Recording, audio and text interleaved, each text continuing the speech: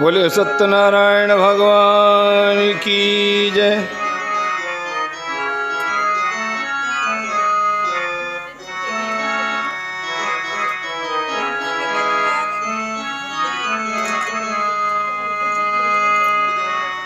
गुरुर्ब्रह्मा गुरुर्विष्णु गुरुर्देवो महेश्वरः गुरु साक्षात् परब्रह्म तस्मै श्री गुरुवे नमः। शिवतनयवरिष्ठं सर्वकल्याणमूर्तिं परशुकमलहस्तं सौवदं मोदकेन अरुणकुसुमाला व्यालीयज्ञोपवीतं मम हृदय निवासं श्रीगणेशं नमामि। शुक्लां ब्रह्मविचारधार परमांगवाद्यं जगद्व्यापिनीं वीणा पुस्तकधारिणीं भेदां जाडान्धकारापहं हस्ते स्फाटिकमालिकां च वदतीं पद्मासने संनिष्ठितां वन्दे तां परमेश्वरीं भगवतीं बुद्धिप्रदां शारदां शान्ताकारं भुजगशयनं पद्मनाभं सुरेशं विश्वाधारं गगनसदृशं मेघवर्णं शुभांगं लक्ष्मीकान्तं कमलनयनं योगृध्यानगम्यं श्रीवन्दे विष्णुं भवेहर सर्वलोकैकनाथं। शशङ्खचक्रं जगरीटकुण्डलं सपीतवस्त्रं सरसीरुहेक्षणं सहारवक्षस्थलकौस्तुभं श्रियं नमामि विष्णुं शिरसा चतुर्भुजं। नमो ब्रह्मण्यदेवाय गौब्राह्मणताय च जगदूताय कृष्णाय गोविन्दाय नमो नमः। कर्पूरगौरं करुणावतारं संसारसारं भुजगेन्द्रहारं सदा वसन्तहृदयारविन्दे भवं भवानी सहितं नमामि। हाँ, श्री सत्यनारायण व्रत कथा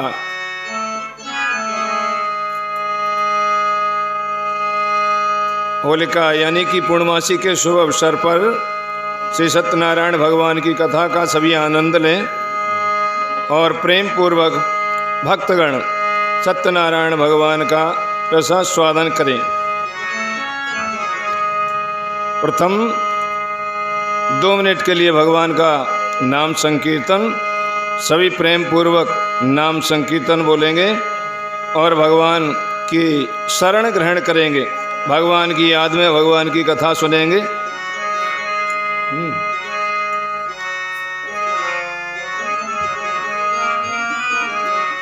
गोविंद जय जय गोपाल जय जय गोविंद जय जय गोपाल जय श्री राधा रमण हरि गोविंद जय जय।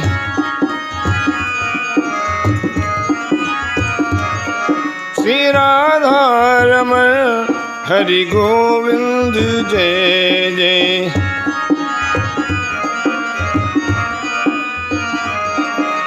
गोविंद जय जय गोपाल जय जय गोविंद जय जय गोपाल जय जय श्री राधा रमण हरि गोविंद जय जय।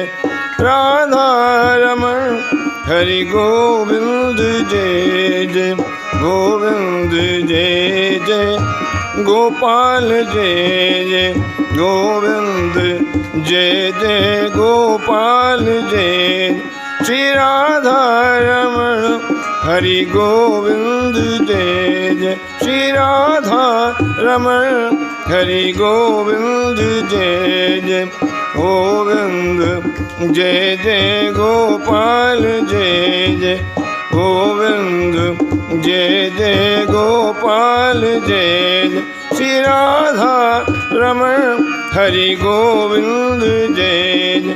श्री राधा रमण हरि गोविंद जय जय। बोलिए सत्यनारायण भगवान की जय। सत्यनारायण भगवान की कथा का प्रथम अध्याय श्री गणेशाय नमः। व्यासोवाच एकदानयं शारण्य ऋष्यां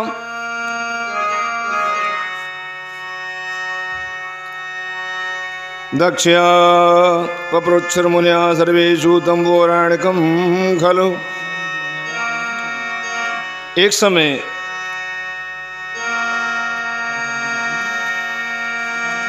शौनक इत्यादि 88,000 ऋषि वृंद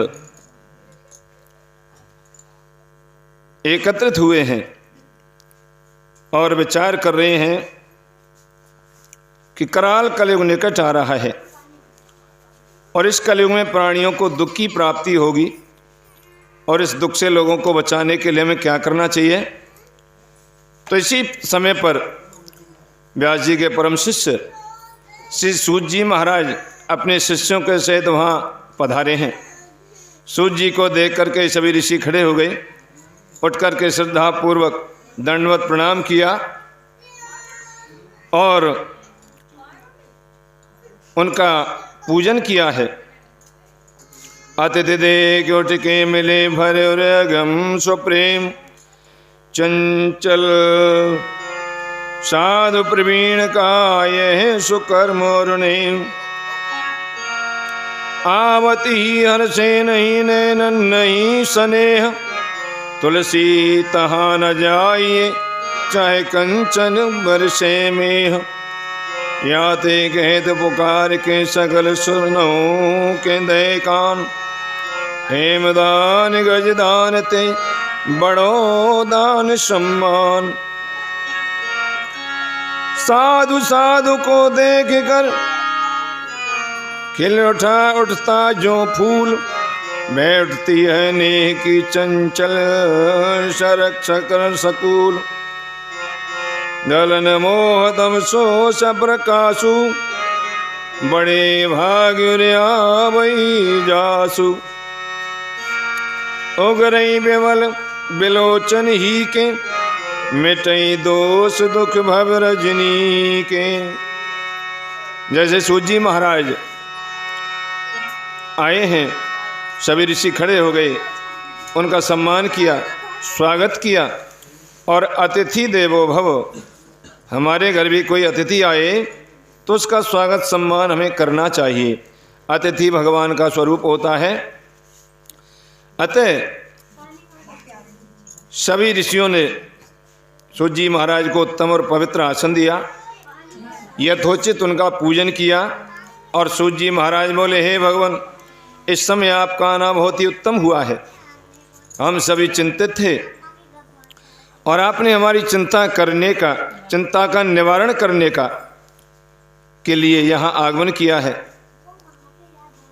उनका स्वागत किया, सम्मान किया, उनकी पूजा की, ऊंचा आसन दिया।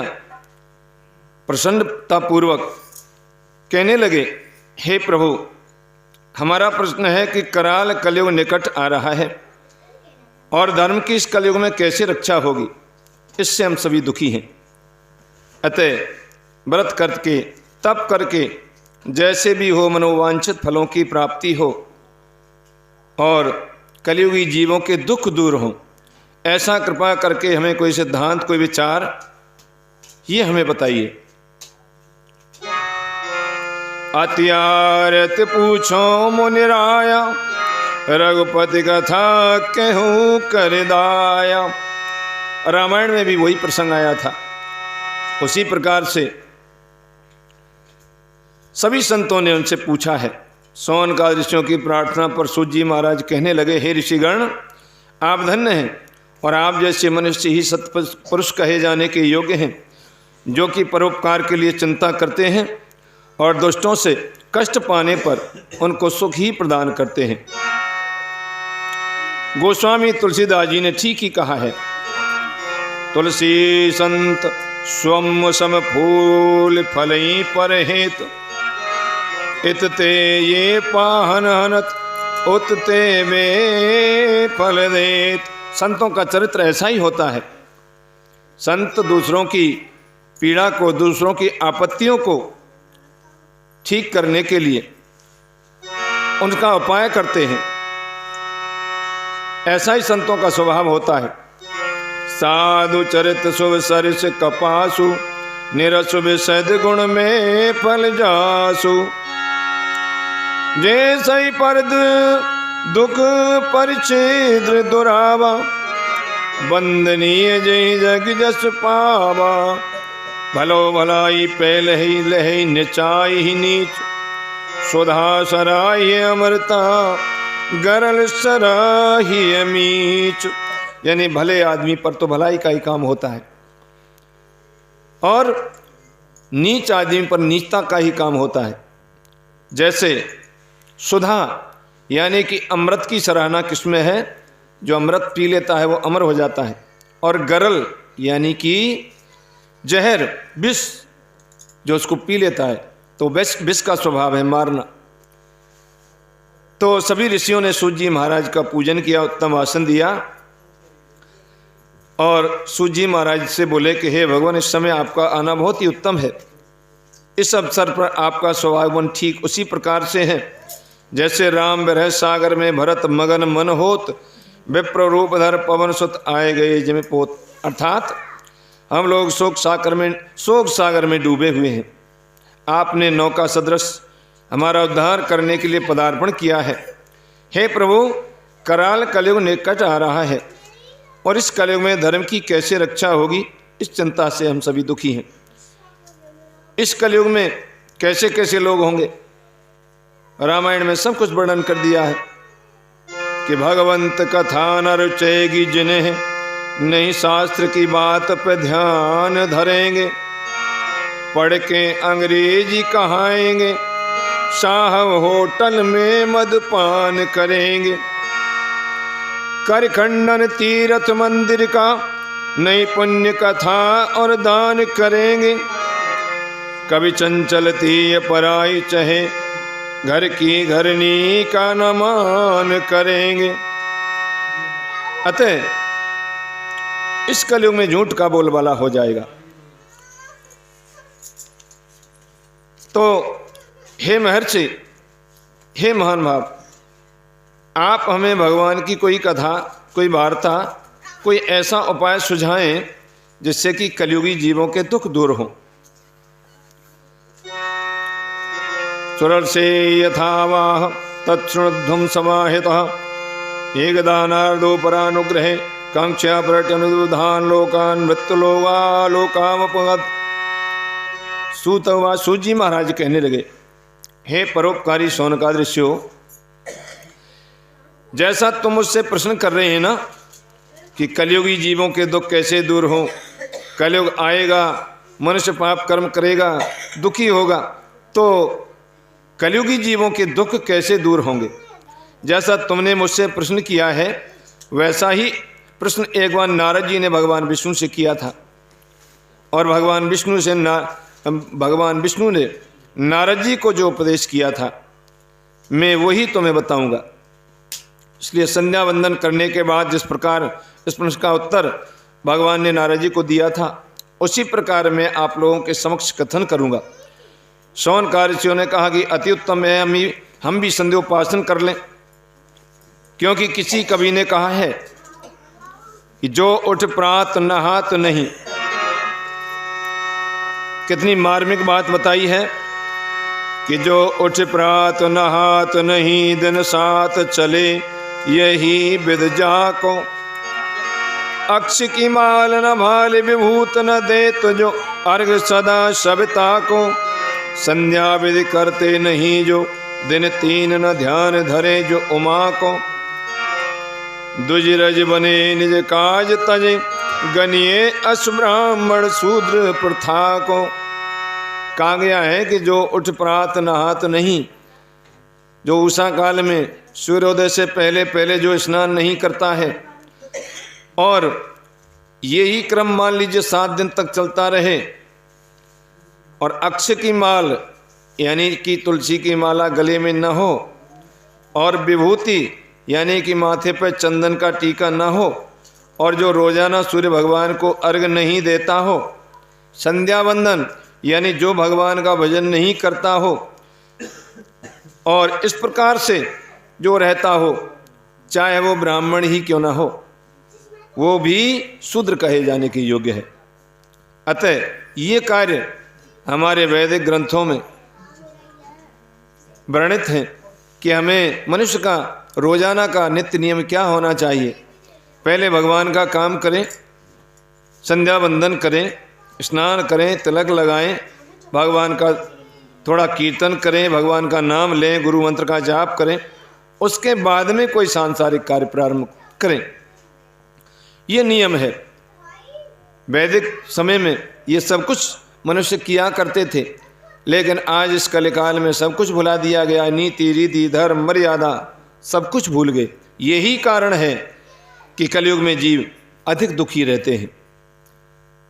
इन सभी कर्मों को करने से मनुष्य सदैव यानी स्वस्थ रहता था, दिमाग तेज रहता था, कोई बीमारी नहीं आती थी। रोजाना के नित्य कर्म थे, नित्य नैमित्य कर्म सभी वर्णों में, ऐसा नहीं ब्राह्मण ही करते हो, सभी वर्णों में थे। पूजा पाठ जब तक नहीं हो जाता था तब तक कोई दूसरा सांसारिक कार्य नहीं करते थे।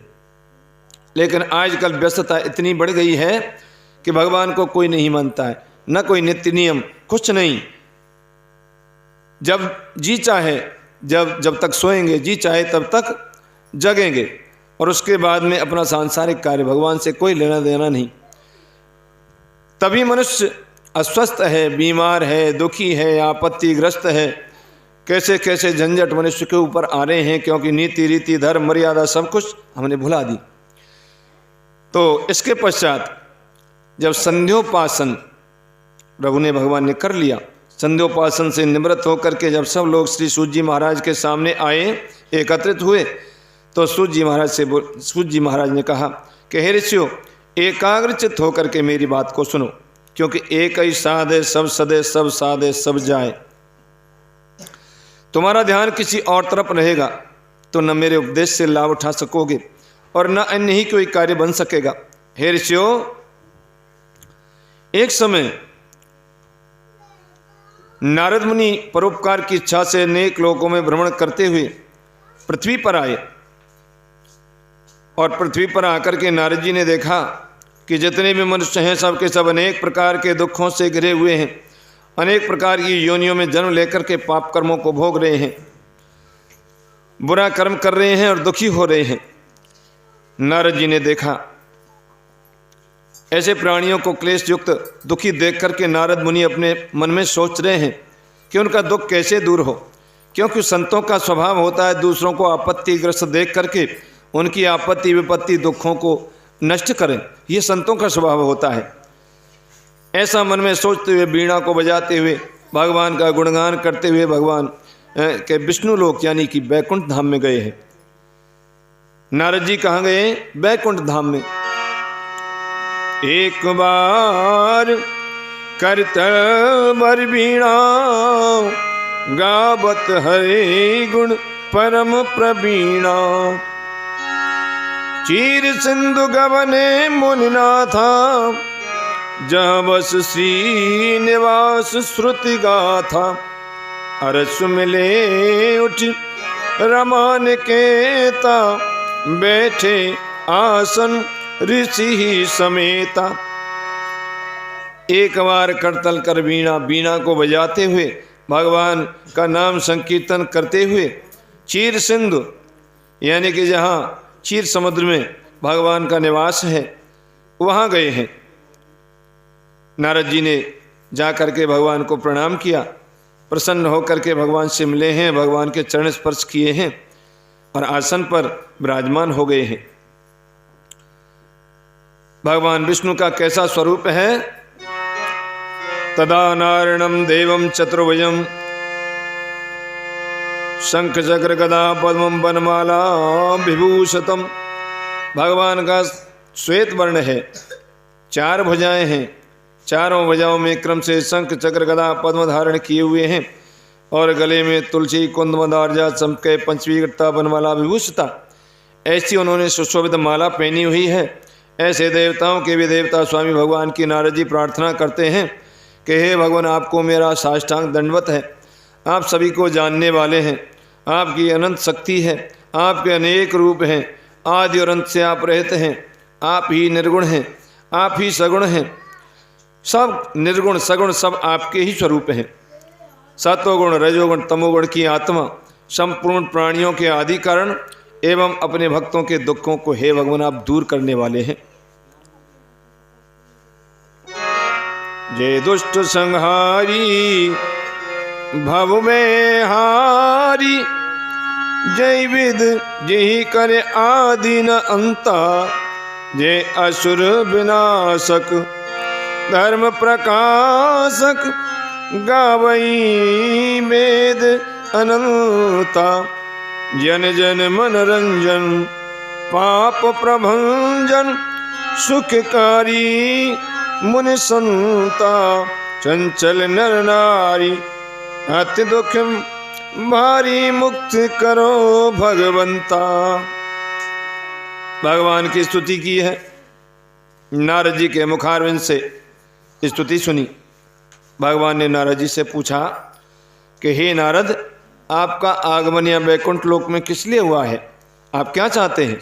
हे महाभाग, आप मुझसे कहें, मैं उसका यथोचित उत्तर दूंगा। नारद जी बोले, हे भगवान, मैं इस समय मृत्यु लोक यानी कि पृथ्वी से आ रहा हूं। मृत्यु लोक के जन सकल हे युत क्लेश अनंत, के उपाय से मुक्त हो मोसो कहो भगवंत। हे भगवान, मृत्यु लोक पर पृथ्वी में कलयुग छाया हुआ है। वहाँ जितने भी मनुष्य हैं सबके सब अनेक प्रकार के दुखों से आपत्तियों से घिरे हुए हैं,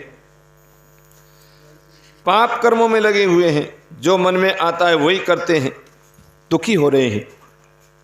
उनका कैसे उद्धार हो, उनका दुख कैसे दूर हो?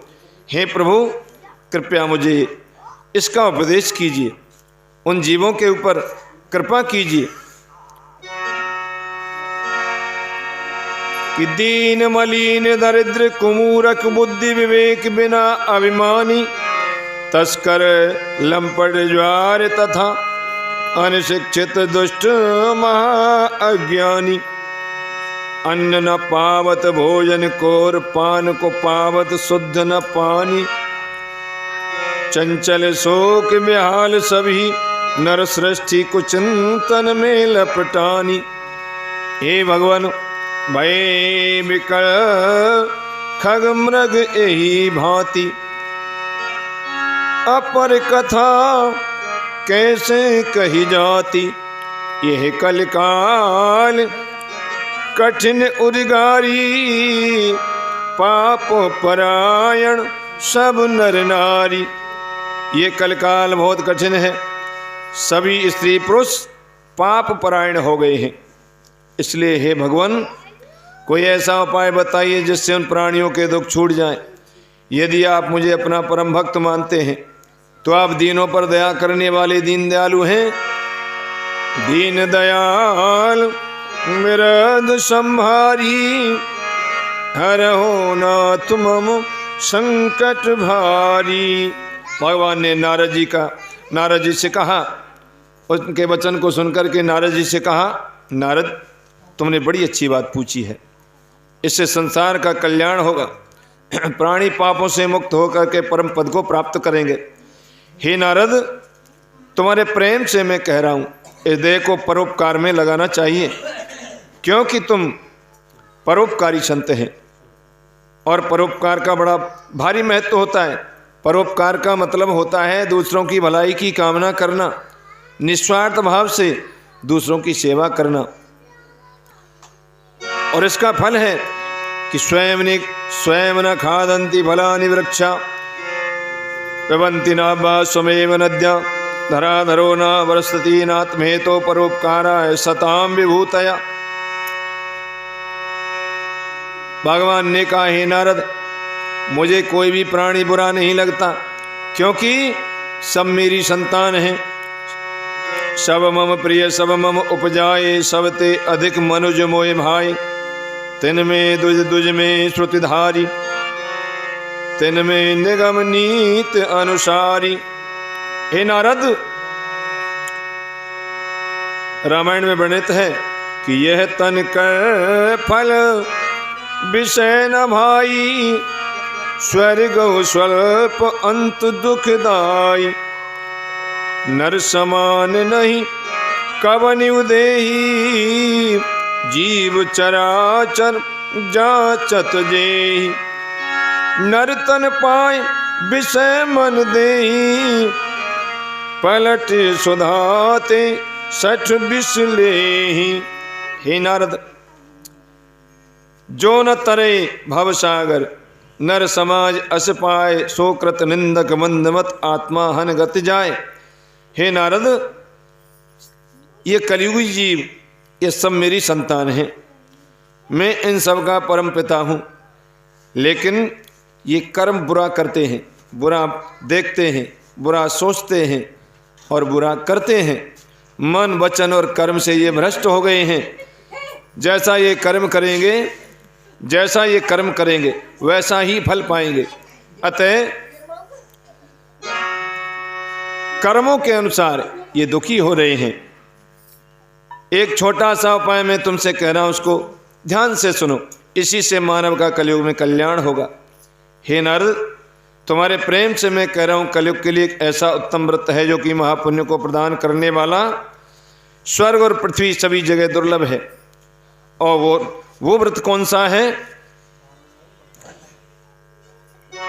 सत्यनारायण सेव व्रतम सम्यक विधानता कृत्वा सद्या शोक भुक्त्वा परत्र मोक्षमाप्नुयात्। वो व्रत है सत्यनारायण विष्णु भगवान, यानी मेरा सत्यनारायण रूप में मेरी पूजा करना, व्रत करना। जो मनुष्य इस व्रत को धारण करता है उसके सभी दुख आपत्ति संकट दूर हो जाते हैं, सुख की प्राप्ति होती है और अंत में वो मेरे वैकुंठ धाम को प्राप्त होता है।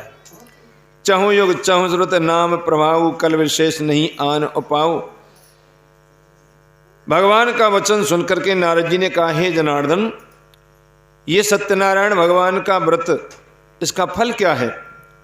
क्या विधि विधान है? कब करना चाहिए? कैसे करना चाहिए? पहले किसने किया? क्या फल प्राप्त हुआ? सब विधि विधान विस्तार पूर्वक वर्णन कीजिए। भगवान ने कहा, हे नारद, सौभाग्य संततिकरम सर्वत्र विजय प्रदम, यस्मिन् कस्मिन् दिने मृत्यो भक्ति श्रद्धा समन्विता, सत्यनारायणं देवं यज्ञे विनिशामुपम, ब्राह्मणैर्बान्धवश्चैव सहितो धर्म तत्परा। इस व्रत के प्रभाव से सौभाग्य संततिकरम, यानी सौभाग्य जागृत होता है, संतान की प्राप्ति होती है, सर्वत्र विजय प्राप्त होती है। और किसी भी दिन, जिस दिन मन हो, सत्यनारायण भगवान का व्रत प्रातः काल में करो, संध्या काल में करो, कभी भी करो। ये तो भगवान का व्रत है, पूजन है, भगवान का नाम संकीर्तन है। किसी भी दिन इस व्रत को श्रद्धा भक्ति पूर्वक किया जा सकता है। सायंकाल के समय या प्रातः काल के समय बंधुजनों के साथ धर्म में तत्पर होकर के सत्यनारायण भगवान का सबसे पहले पूजन करें। पूजन में केले के फल, शक्कर, घी, दूध, भगवान के पूजन की सब सामग्री, रोली, चावल, कलाया, बतासे और भगवान का भोग प्रसाद इत्यादि जो कुछ भी हो, उस सब को लेकर के भगवान को प्रेम पूर्वक अर्पित करे, भगवान का भोग लगाए। और उसके बाद में ब्राह्मण तथा पुस्तक का पूजन करके दक्षिणा दे करके अपने बंधुजनों के साथ कथा का श्रवण करे। तत्पश्चात ब्राह्मणों सहित, यानी अपने परिवार बंधु बांधवों के सहित ब्राह्मण को भोजन कराए। प्रसाद के बाद में भगवान का नाम संकीर्तन थोड़ी देर के लिए करे। भगवान के सामने नाम संकीर्तन का बहुत बड़ा महत्व होता है। इसके बाद जब सब लोग अपने घर जाने लगें तो सत्यनारायण भगवान का नाम अपने मन में स्मरण करते हुए जाएं। इस प्रकार हे नारद, इस व्रत को जो भी मनुष्य करता है, एवं कृते मनुष्याणाम वांछा सिद्धिर्भवे ध्रुवम, विशेषतः कलियुगे लघुपायोनि भूतले, यानी विशेष करके कलियुग में इससे सरल और इससे छोटा और इससे उत्तम दूसरा कोई उपाय नहीं है। गरीब भी कर सकता है, अमीर भी कर सकता है, पढ़ा लिखा भी कर सकता है, अनपढ़ भी कर सकता है, कोई भी कर सकता है। सरल व्रत है भगवान का व्रत। और इस दिन संकल्प के अनुसार संकल्प लें, जिस दिन हमें भगवान का व्रत पूजन करना है कि मन वचन कर्म से हम सत्य का आचरण करेंगे, मन को पाक साफ शुद्ध रखेंगे और ईर्षा छल कपट द्वेष इत्यादि मन में नहीं रखेंगे, वचन सत्य बोलेंगे और कर्म भी सत्य के आधार पर करेंगे। ऐसा संकल्प करके भगवान सत्यनारायण का व्रत और पूजन करना चाहिए। इस प्रकार इति श्री स्कंद पुराणे रेवाखंडे सत्यनारायण व्रत कथायां प्रथमोऽध्याय समाप्त। श्री हरे नमः। बोलिए सत्यनारायण भगवान की जय। गोपाल जी महाराज की जय। तो इस तरह से प्रथम अध्याय में सत्यनारायण भगवान के इस व्रत का क्या महत्व है, सत्यनारायण भगवान का व्रत क्या है, इस व्रत के करने से क्या फल प्राप्त होता है, ये महत्तम प्रथम अध्याय में हमने सुना। 2 मिनट के लिए फिर भगवान का नाम संकीर्तन गाएंगे।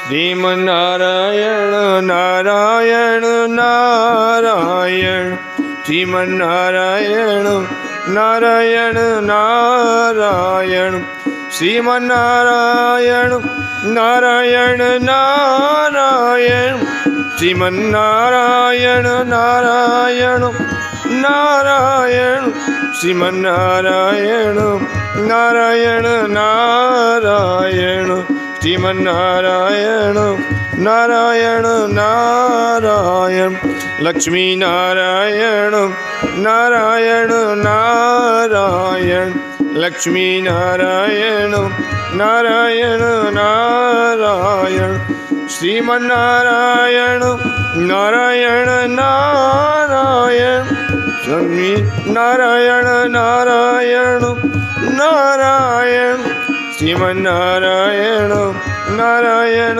नारायण, लक्ष्मी नारायण नारायण नारायण। बोले सत्यनारायण भगवान की जय। आगे सूजी महाराज कह रहे हैं, अधन्यम सप्रक्ष्यामि कृतमेन व्राध्वज कश्चित् काशी प्रेरम्य साचित अति निर्धन। सूजी महाराज सोनकादीश्वर भगवान नारद से व्रतकाल के विधि और महत्तम कह करके सर्वप्रथम इस व्रत करने वाले के संबंध में कथन करते हैं कि सबसे पहले सत्यनारायण भगवान का व्रत किसने किया, क्या फल प्राप्त हुआ। कहने लगे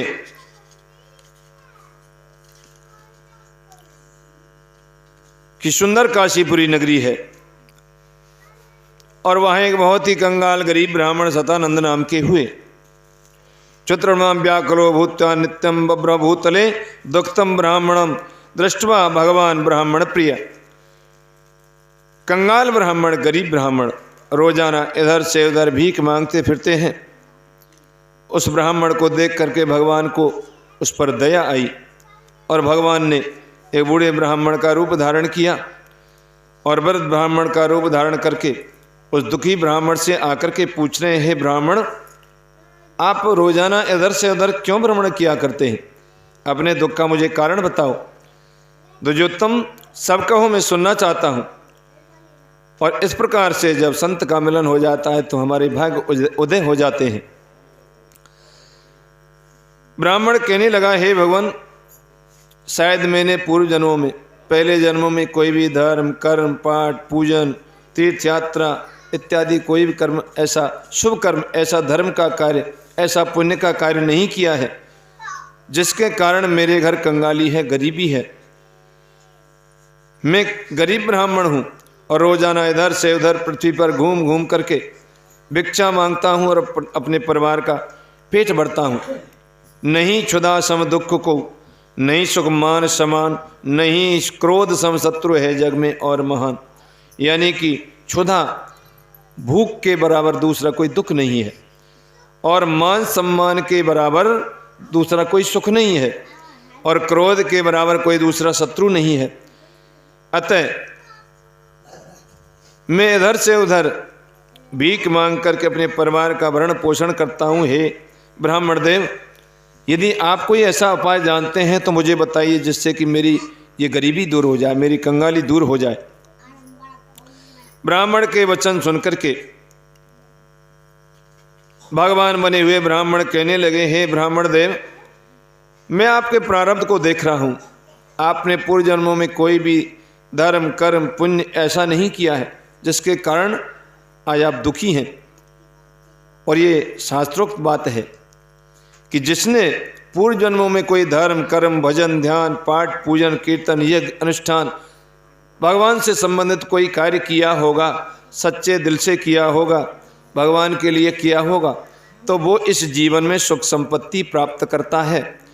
और जिसने पहले जन्म में कोई भी कैसा भी कुछ भी कर्म नहीं किया होगा, उसके घर में सदैव गरीबी का निवास होता है। ये हमारे पहले जन्मों के खेल हैं। अचानक दुख आते हैं, आपत्ति आती हैं, संकट आते हैं। पहले जन्मों के पूर्व जन्मों के पाप संस्कार उदय होते हैं और अचानक हमारे पास में सुख बढ़ता है, संपत्ति बढ़ती है, आनंदित होते हैं, हम सुखी होते हैं। तो समझो कि पूर्व जन्मों में हमने कोई पुण्य कर्म किया है। ये सब पुण्य कर्मों के कर्मों का प्रताप है। तो दुखी और सुखी मनुष्य अपने कर्मों के कारण होता है। अब इस जीवन में हमने यदि कोई पुण्य कर्म किए हैं, भजन ध्यान स्मरण कीर्तन किया है, धर्म का कार्य किया है, पुण्य का कार्य किया है, तो अगले जन्म में हमें सुख संपत्ति वैभव ऐश्वर्य प्राप्त होगा। यदि कुछ नहीं किया है, पशुवत कर्म किए हैं, तो अगले जन्म में जाकर के हम पशु पक्षी कीट पतंगा इत्यादि योनियों में जाकर के गिरेंगे। मनुष्य भी बने तो किसी कंगाल के घर, किसी दुखी के घर, ऐसे घर में हमारा जन्म होगा। मान लीजिए एक ही समय पर दो बच्चों का जन्म हुआ। एक बच्चा धन दौलत वाले के घर में पैदा हुआ और एक बच्चा बिल्कुल कंगाल गरीब के घर में पैदा हुआ। उसका कारण क्या है? एक ही समय पर एक मिनट का भी अंतर नहीं, दो बच्चों ने जन्म लिया, और एक अरबपति खरबपति के घर और एक बिल्कुल कंगाल के घर। यही कारण है कि उसने पहले जन्मों में पूर्व जन्मों में शुभ कर्म किए हैं, धर्म पुण्य दान किया है। तो आज उसका दान पुण्य, उसका पुण्य कर्म फलीभूत हुआ और वो करोड़ धन दौलत वाले के घर में उसने जन्म लिया। उसको कमाना भी नहीं पड़ा, उसको यानी पहले जन्मों की पूंजी तुरंत तैयार मिल गई। और जिसने पहले जन्मों में कुछ नहीं किया, वो कंगाल के घर में जन्म लेगा। अतः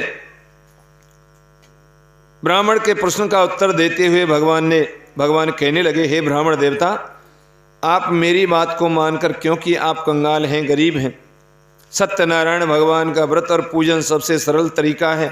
छोटी सी सामग्री में और छोटे से खर्चे में हो जाता है। आप उस व्रत को धारण कीजिए, वही वांछित फल देने वाले हैं। सच्चे हृदय से निस्वार्थ भाव से भगवान का व्रत कीजिए, पूजन कीजिए, उनका भजन कीजिए। हे ब्राह्मण, आप मेरी बात को मान करके इस व्रत को अवश्य धारण करें। जो भी मनुष्य इस व्रत को करता है, पूजन को करता है, वो दुखों से छूट करके सुख की प्राप्ति करता है। व्रत ब्राह्मण बने हुए भगवान अंत में व्रत के सभी विधान को बता करके अंतर ध्यान हो गए। अब ब्राह्मण देवता अपने मन में सोच रहे हैं कि बूढ़े ब्राह्मण ने तो बहुत बड़ी विधि बताई है, उसको मैं कैसे कर सकूंगा। दिन भर भिक्षा मांगने पर भी मेरे परिवार का पेट नहीं भर पाता है। अतः इसी चिंता में निर्मग्न रात भर ब्राह्मण को नींद भी नहीं आई।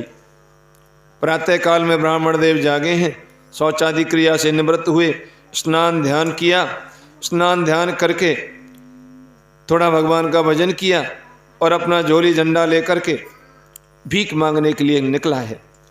लेकिन आज उसके मन में ऐसा संकल्प है कि आज के दिन जो कुछ भी मुझे भिक्षा से धन की प्राप्ति होगी, मैं उससे सत्यनारायण भगवान के पूजन की सामग्री खरीदूंगा।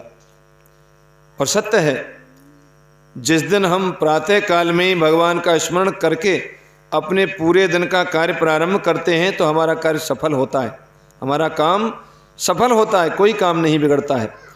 और जिस दिन हम भगवान को भूल जाते हैं, कोई लेना देना नहीं भगवान से, भजन से, पाठ पूजन से कोई लेना देना नहीं, ऐसी जगह और उठ करके चल दिए काम पर।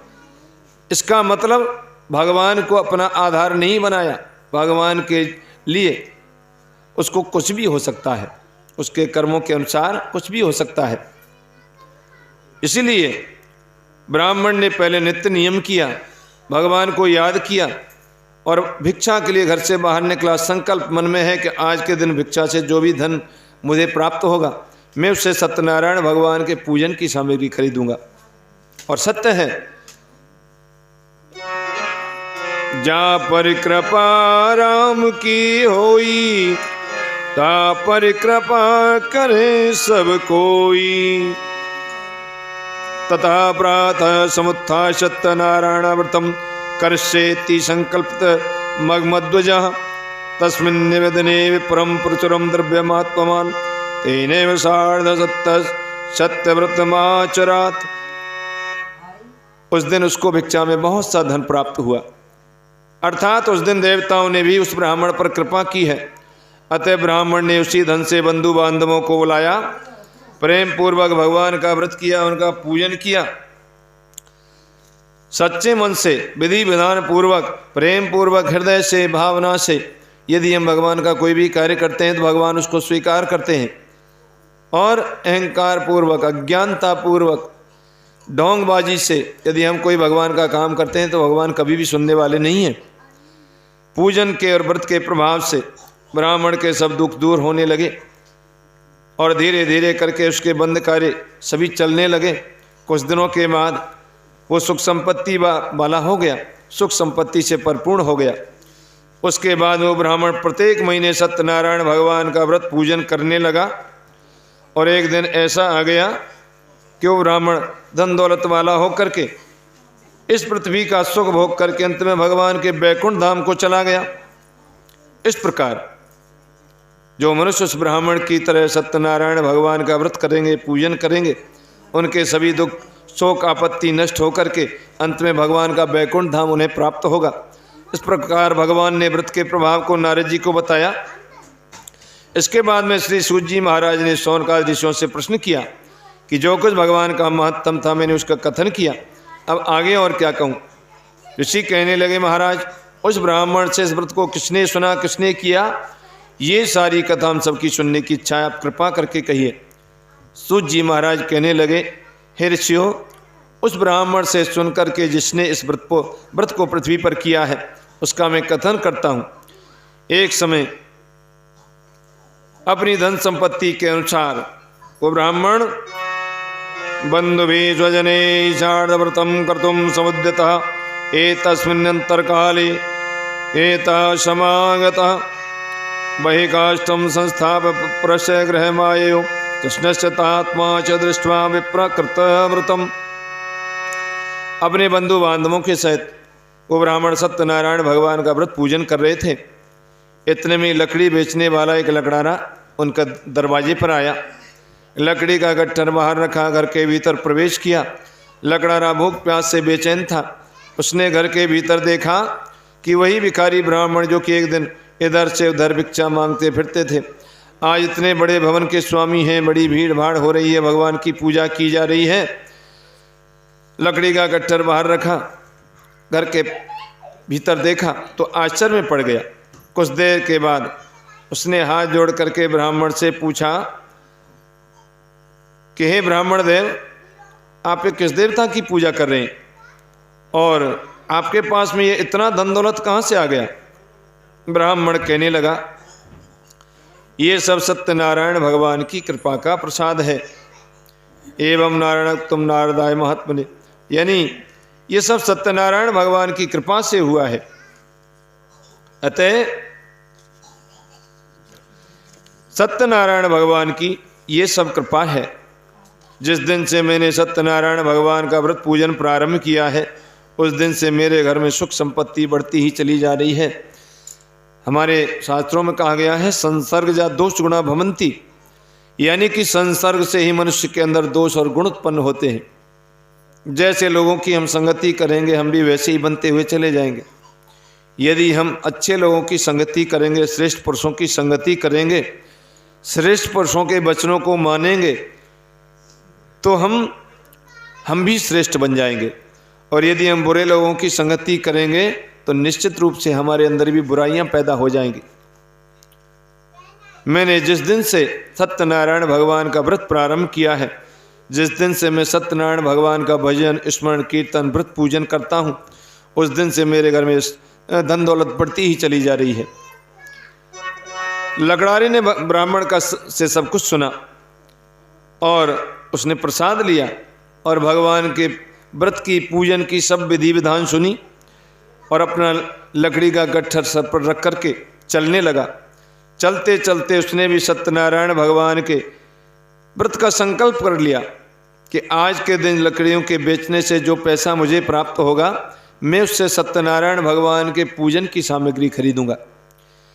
ऐसा मन में विचार करके चला गया।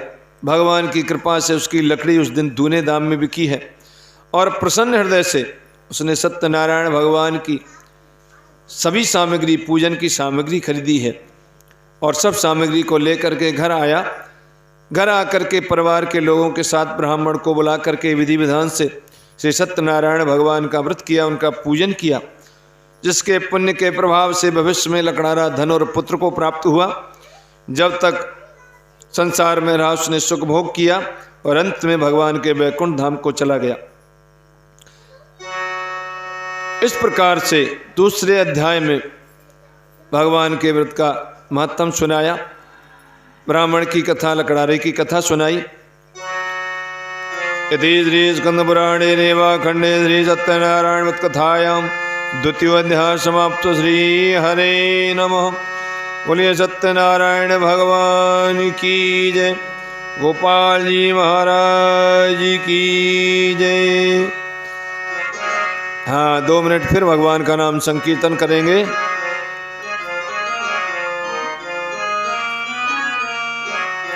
श्री कृष्ण गोविंद हरे मुरारे, हे नाथ नारायण वासुदेवा। श्री कृष्ण गोविंद हरे मुरारे, हे नाथ नारायण वासुदेवा। हे नाथ नारायण वासुदेवा, हे नाथ नारायण वासुदेवा। श्री कृष्ण गोविंद हरे मुरारे, हे नाथ नारायण वासुदेवा।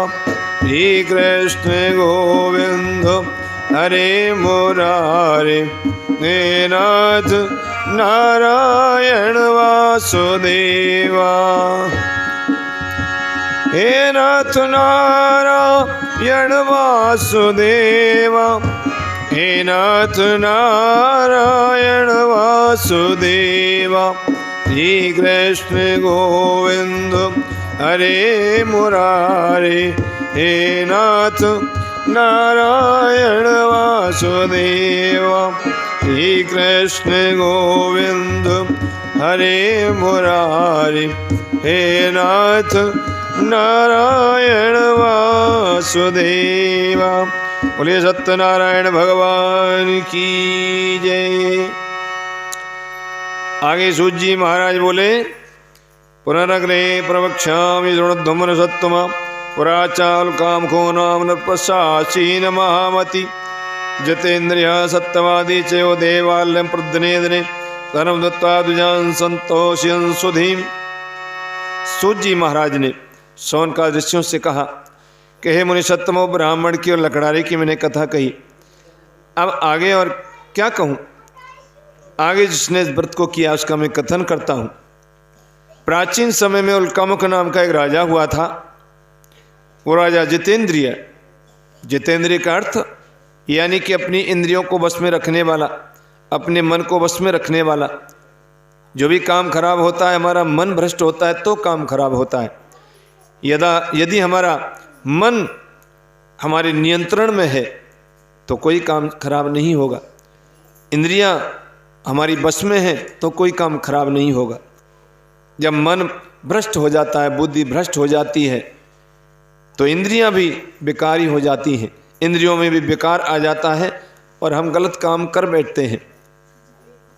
जितने भी पाप कर्म होते हैं हमारा मन भ्रष्ट होने पर होते हैं, बुद्धि भ्रष्ट होने पर होते हैं। यदि बुद्धि शुद्ध है, मन शुद्ध है, तो अवश्य हम कोई भी गलत कार्य नहीं करेंगे। तो वो राजा जितेंद्रिय था, सत्य बोलता था, सत्यवादी था। रोजाना भगवान के मंदिरों में जाकर के भगवान का पूजन किया करता था। गरीबों को और ब्राह्मणों को रोजाना दान से संतुष्ट किया करता था। और उल्कामुख राजा जैसा भगवान का भक्त था, उसी प्रकार से उल्कामुख राजा की रानी भी भगवान की भक्त थी। अपने पति की सेवा करने वाली पतिव्रता स्त्री, रामायण में कहा गया है पतिव्रता धर्म पत्नी किसे कहते हैं? जो स्वयं धर्म का आचरण करे, जो स्वयं धर्म का आचरण करे, अपने पति को भी धर्म आचरण में ढाले, भूले भटके पति को भी धर्म के कार्य में लगाए, उसे धर्म पत्नी कहते हैं। और एक ही धर्म एक व्रत नेमा, काये वचन मन पति पद प्रेम। एक ही धर्म, यानी जो पतिव्रता स्त्री होती है उसका एक ही धर्म, एक ही व्रत और एक ही नियम क्या होता है? काय वचन मन पति पद प्रेम। रामायण में लिखा हुआ है, मन वचन कर्म से अपने पति के चरणों में प्रेम करे, अपने पति में ही परमात्मा को देखे, पति को सुख दे, उसे कहते हैं पतिव्रता स्त्री। तो उल्कामुख राजा की रानी इस प्रकार से अपने पति की सेवा करने वाली, अपने पति में परमात्मा देखने वाली, अपने पति को परमात्मा मान करके उनकी पूजा करने वाली पतिव्रता स्त्री थी। भद्रशिला नदी के किनारे पर राजा और रानी दोनों सत्यनारायण भगवान का व्रत पूजन कर रहे हैं। उस स्थान पर अपनी नाव को लादे हुए, बहुत सा धन कमा करके अपनी नाव को लादे हुए साधु नाम का एक वैश्य आया है। नाव को नदी के किनारे पर खड़ा किया और मंदिर में प्रवेश किया। उसने देखा राजा और रानी न जाने किस देवता की पूजा कर रहे हैं। हाथ जोड़ करके पूछा, हे महाराज, आपके पास में तो राज्य है, धन है, दौलत है, सब कुछ है, पर आपको किस चीज़ की कामना है? आप ये किस देवता की पूजा कर रहे हैं और किस लिए कर रहे हैं? राजा कहने लगा, हे साधु, मेरे पास में राज्य, वैभव, सुख संपत्ति तो सब कुछ है, क्योंकि शायद मैंने पहले जन्मों में पुण्य कर्म किए होंगे और इस जीवन में भी मैं पुण्य कर्म कर रहा हूँ, दान धर्म पुण्य इत्यादि में लगा रहता हूँ, इसलिए मेरे पास में सुख संपत्ति है, मेरे कर्म शुद्ध हैं, तो मेरे पास में सब सुख यानी वैभव है, सब कुछ है। केवल मेरे यहाँ संतान नहीं है, मैं निसंतान हूँ और संतान की कामना के लिए मैं ये सत्यनारायण भगवान का व्रत पूजन कर रहा हूँ और मुझे विश्वास है कि अवश्य मुझे संतान की प्राप्ति होगी। कहा गया है कि पति बिन सूनी मांग, पुत्र बिन है घर सूना, दो मुक्ति के मार्ग दो बिन है घर सूना, और अपुत्र से गतिर नास्ती, यानी कि जिसकी संतान नहीं होती उसकी सदगति नहीं होती है, ऐसा हमारे शास्त्रों में लिखा हुआ है। तो मैं अपनी दुर्गति नहीं करना चाहता, मैं अपनी मुक्ति चाहता हूँ। मुझे कोई संतान हो जाए तो मेरे मरने के बाद मेरा और हृदय क्रियाकर्म कर दे, जिससे मेरी सदगति हो जाए। इसलिए हे साधु, भगवान का व्रत इस दुख से मुझे मुक्त कर सकता है। इस प्रकार से जब राजा ने कहा तो साधु वैश्य कहने लगा, महाराज, मैं भी निसंतान हूँ, मेरे यहाँ भी कोई संतान नहीं है और मैं भी सत्यनारायण भगवान का व्रत पूजन अवश्य ही करूँगा। राजा से सब विधि विधान को सुना, व्यापार से निवृत्त हुआ, व्यापार से निवृत्त होकर के अपने घर आया है। घर पर आकर के अपनी स्त्री लीलावती से कहने लगा, हे देवी, जिस व्रत के प्रभाव से हमें संतान की प्राप्ति हो सकती है, वैसा व्रत में राजा उल्कामुख के मुख से सुन करके आया हूँ, उसको मैं अवश्य करूँगा। साधु वैश्य की बातों को सुना। लीलावती कहने लगी, हे स्वामी, ये तो बहुत ही उत्तम विचार है। न विद्या समो बंधुना न चा व्याधि समरूपु चापत समाहिष्णि न चा धर्मोदया परा। हे स्वामी, विद्या से बढ़कर के दूसरा कोई मित्र नहीं है और व्याधि से बढ़कर के दूसरा कोई शत्रु नहीं है और धर्म से बढ़कर के दूसरा कोई जीवन में उत्तम कार्य नहीं होता है। जिसने अपने जीवन में धर्म का कार्य नहीं किया, पुण्य का कार्य नहीं किया, उसने अपने जीवन को व्यर्थ में बर्बाद कर दिया। ये जीवन हमें केवल धर्म कमाने के लिए मिला है और इन्हीं पुण्य कर्मों के प्रभाव से हमें ये मनुष्य योनि प्राप्त हुई है। हमने पहले जन्मों में धर्म कर्म पाठ पूजन भजन स्मरण इत्यादि किया है तो हमें मनुष्य योनि की प्राप्ति हुई। और यदि इस जीवन में हम भजन ध्यान पाठ पूजन कीर्तन धर्म के कार्य करेंगे तो निश्चित रूप से अगले जन्म में हमें किसी श्रेष्ठ महापुरुष के घर में जन्म मिलेगा, या फिर हमारे और भी शुभ कर्म हुए तो हमें स्वर्ग की प्राप्ति हो जाएगी। और भी शुभ कर्म अच्छे कर्म हुए, योगाभ्यास हमने किया, योग साधना की, आत्मा जीवात्मा को परमात्मा में मिला दिया तो हमारी मुक्ति हो जाएगी। इसलिए ये तो धर्म का कार्य है। साधु की पत्नी लीलावती कहने लगी, हे स्वामी, कल प्रातः काल ही हम सत्यनारायण भगवान का व्रत पूजन कर लेते हैं, लेकिन साधु वैश्य कंजूस स्वभाव का, कंजूस स्वभाव वाले कभी भी धर्म कर्म कुछ नहीं कर सकते हैं। इसलिए लोभी यानी लोभ पाप का मूल है, लोभ को पापों का मूल बताया गया है। अतः साधु वैश्य ने लीलावती की बातों को सुना और कहने लगा, टका कर धर्मम टका कर्मम टका ही परमम तपा यश गे टका नास्ति है टका टकटाते। यानी कि अभी हमारे पास में इतना पैसा नहीं है जो हम सत्यनारायण भगवान का व्रत पूजन कर दें। मैं संकल्प लेता हूँ कि जब हमें संतान की प्राप्ति हो जाएगी तो निश्चित रूप से मैं सत्यनारायण भगवान का व्रत पूजन कर दूंगा। इस प्रकार से इति लीलावतीं राहपत्नीं साधु शशाक्तमः एकस्मिन् दिवसे तस्य भार्यां लीलावती सती। जब इस प्रकार से संकल्प ले लिया तो संकल्प के अनुसार भगवान की कृपा हुई और भगवान की कृपा से 10वें मासे वेतस्या कन्या रत्नम जायत दिने दिने सा वृद्धे शुक्ल पक्षे यथा शशि। 10 महीने के पश्चात उसने कन्या को जन्म दिया। कन्या का जन्म हो गया। कन्या रत्न के सदृश सुंदर थी और कला कला बढ़ने लगी। दिन प्रतिदिन कला कला जैसे शुक्ल पक्ष का चंद्रमा प्रतिपदा से लेकर के पूर्णमासी तक बढ़ता रहता है, नित्य प्रति कला कला बढ़ने के कारण उसका नाम रखा गया कलावती। उसके बाद में लीलावती अपने पति से मधुर वचनों में बोली कि हे स्वामी, आपने जो संकल्प किया था कि जब संतान हो जाएगी तो सत्यनारायण भगवान का व्रत पूजन करेंगे, क्या उसको आप न करोगे? क्योंकि कबीरदास जी ने कहा है, काल करे सो आज कर, आज करे सो अब,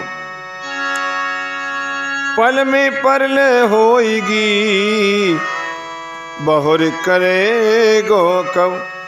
सोचा हुआ शुभ कार्य तो तुरंत ही कर देना चाहिए और सोचा हुआ बुरा कार्य कभी भी नहीं करना चाहिए। तो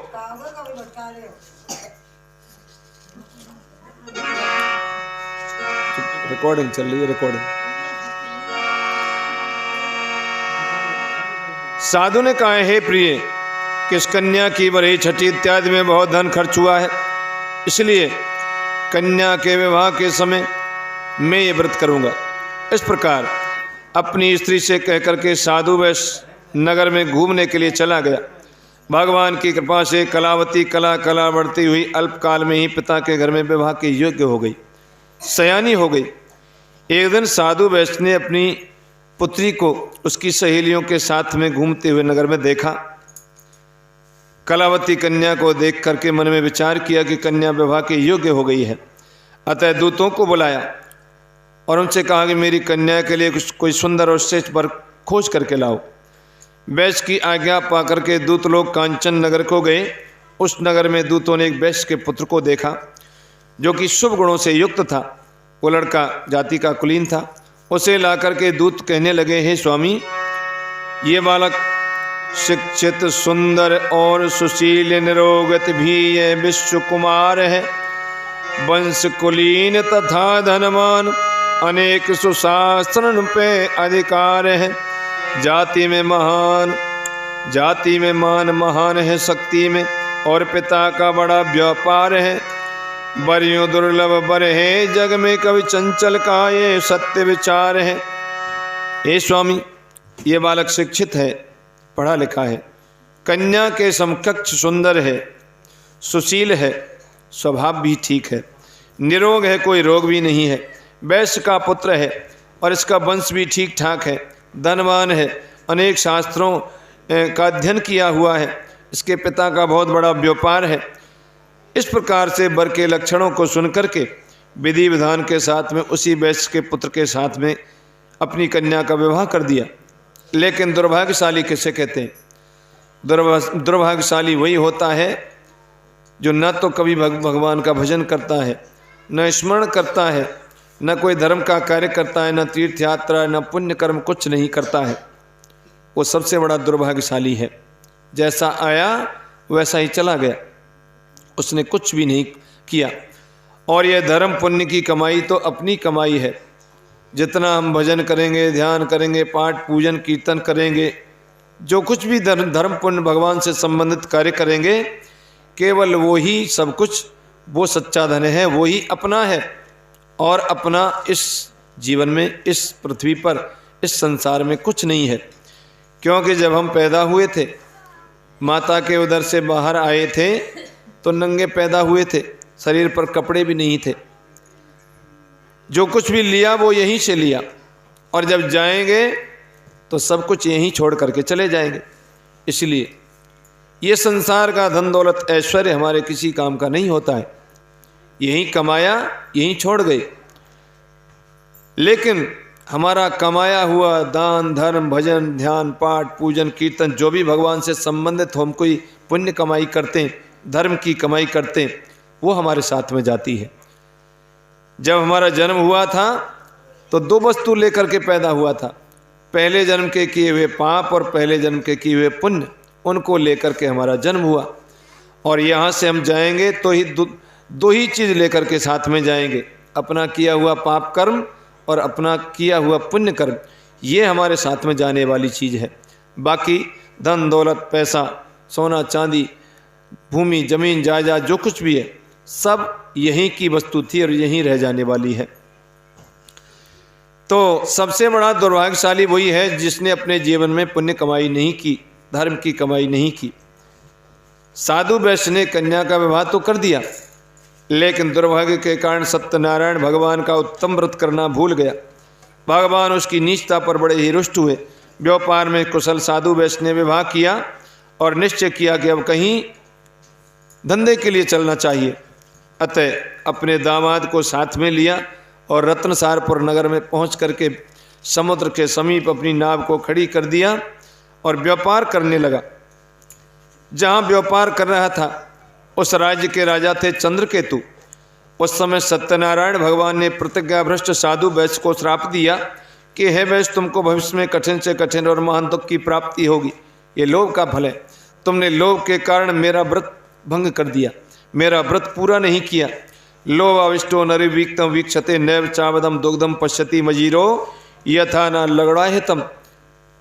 कहा गया है कि लोभी पर सवरुष्ट हो देव पितृ भगवान, पाता है यमलोक में वह न कभी सम्मान, वह न कभी सम्मान। सुनो कंजूस अयानो, दुख के लोक नरक को करे पयानो।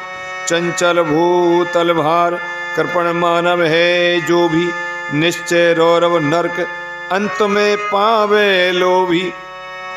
यानी लोभ के कारण जिसने कोई भी धर्म कर्म भजन ध्यान पाठ पूजन कुछ नहीं किया, वो सबसे बड़ा दुर्भाग्यशाली है। भगवान ने श्राप दिया है, वैश्य तुमने मेरा संकल्प पूरा नहीं किया, इसीलिए मैं तुझे श्राप देता हूँ, भविष्य में तुम्हें कठिन से कठिन और महान दुख की प्राप्ति होगी। ऐसा श्राप दे करके भगवान ने उपाय किया है कि एक दिन दो चोर राजा का धन चुरा करके भागे जा रहे हैं, और जहाँ पर साधु वैश्य अपने दामाद के साथ में रात्रि के समय ठहरा हुआ है, सोया हुआ है, चोर वहाँ जा पहुँचे हैं। चोरों के पीछे राजा के दूत भाग रहे हैं। उनको देख करके चुराए हुए धन को उन्हीं दोनों वैश्यों के पास में फेंक करके वहाँ से भाग गए। जब दूतों ने जाकर के उन वैश्यों के पास में देखा कि राजा का जो धन चोरी हुआ है वो उन्हीं दोनों वैश्यों के पास में रखा हुआ है। दोनों को चोर समझ करके राजा के पास में बांध करके लाए हैं। राजा ने उनके पास में जो धन दौलत था सब अपने खजाने में रखवा लिया और किसी ने एक भी बात उनकी नहीं सुनी। वहाँ तो उनका ऐसा हाल हुआ और घर पर लीलावती कलावती दोनों को भी कष्ट हुआ। जब घर में कुछ नहीं रहा तो भूख को मरने लगी और अंत में घर घर भिक्षा मांग करके अपना पेट भरने लगी। आदि व्याधि समायुक्ता चुप्त पासाद दुखता अन्य चिंता पराभूता बभ्राम च गृह गृह, घर घर में भिक्षा मांग करके अपना पेट भरने लगी। एक दिन क्या हुआ, कलावती तो कन्यापि बभ्राम प्रतिवाससाम एकस्मिन् दिवसे याता क्षुधार्ता द्विजमंदिरम गत्वा अश्वत्व्रतम तत्र सत्यनारायणस्य च। एक दिन कलावती कन्या को भूख लगी हुई है और वो एक ब्राह्मण के घर में भिक्षा के लिए गई। वहाँ उसने देखा कि इसी प्रकार से सत्यनारायण भगवान की कथा हो रही है, भगवान का पूजन किया जा रहा है। कलावती वहाँ बैठ गई और जब बहुत रात बीत गई तो उसके बाद में जब प्रसाद वितरित हुआ तो प्रसाद ले करके अपने घर वापस आई। इस पर लीलावती क्रोधित हुई और कहने लगी, हे पुत्री, इतनी रात बीत गई, तू कहाँ थी, वह तेरे मन में क्या है? कलावती ने कहा, हे माता, मैं सत्य कहती हूँ, मुझे भूख लगी हुई थी और भूख के कारण मैं एक ब्राह्मण के घर में भिक्षा के लिए गई थी और मैंने वहाँ देखा कि सत्यनारायण भगवान का पूजन किया जा रहा है और पूजन दुख से मुक्त करने वाला है। लीलावती ने कन्या की बातों को सुना। कन्या की बातों को सुनकर के उसको याद आया कि मेरे पति देव ने भी एक दिन संकल्प किया था कि मैं सत्यनारायण भगवान का व्रत पूजन करूंगा, लेकिन आज तक अभी तक वो व्रत पूजन नहीं हो पाया है। इसी कारण से हमारे ऊपर आपत्ति विपत्ति आई हुई है। लीलावती ने संकल्प किया कि प्रातः काल होते ही मैं सत्यनारायण भगवान का व्रत पूजन करूंगी। प्रातः काल हुआ। प्रातः काल होते ही स्नान ध्यान से निवृत्त हुई, भगवान का पूजन करने के लिए तैयार हुई, लेकिन घर में कुछ नहीं है। इधर उधर से भिक्षा मांग करके लाई है, जैसे तैसे करके भगवान का व्रत किया, उनका पूजन किया। भगवान से प्रार्थना की कि हे भगवान, यदि आप हमारे व्रत से पूजन से प्रसन्न हैं तो हमारी प्रार्थना है कि मेरे पति और दामाद शीघ्र ही सकुशल वापस आ जाएं। और भगवान ऐसी ही पूजा से प्रसन्न होते हैं। दीनता पूर्वक, नम्रता पूर्वक, हृदय पूर्वक, प्रेम पूर्वक, भाव पूर्वक जब हम भगवान का व्रत पूजन करते हैं तो भगवान अवश्य प्रसन्न होते हैं। भगवान प्रसन्न हुए और राजा चंद्रकेतु को सपने में कहा, महाराज, उन दोनों बंदी वैश्यों को कारागार से मुक्त कर दो और जो कुछ तुमने उनका धन छीन लिया है उनका धन उन्हें वापस कर दो। यदि ऐसा नहीं करोगे तो मैं तुम्हारे राजपुत्र, धन दौलत सब कुछ नष्ट कर दूंगा। राजा ने सपना देखा, प्रातःकाल हुआ और प्रातःकाल होते ही दोनों बंदी वैश्यों को कारागार से मुक्त किया। उनका जो धन ले लिया था उसका दूना करके दिया। नए नए वस्त्राभूषण पहनाए हैं। मीठे वचनों से राजा ने उनको संतुष्ट किया है और राजा ने कहा कि अब तुम घर जा सकते हैं। अब तक जो तुम्हें कष्ट हुआ उसका कारण तो भगवान ही जाने, लेकिन इस समय तुम्हें कोई भय नहीं, निर्भय हो जाओ और अपने घर जा सकते हैं।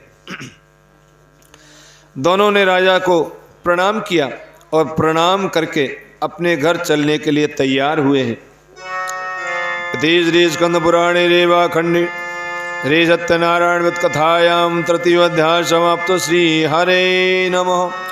बोलिए सत्यनारायण भगवान की जय।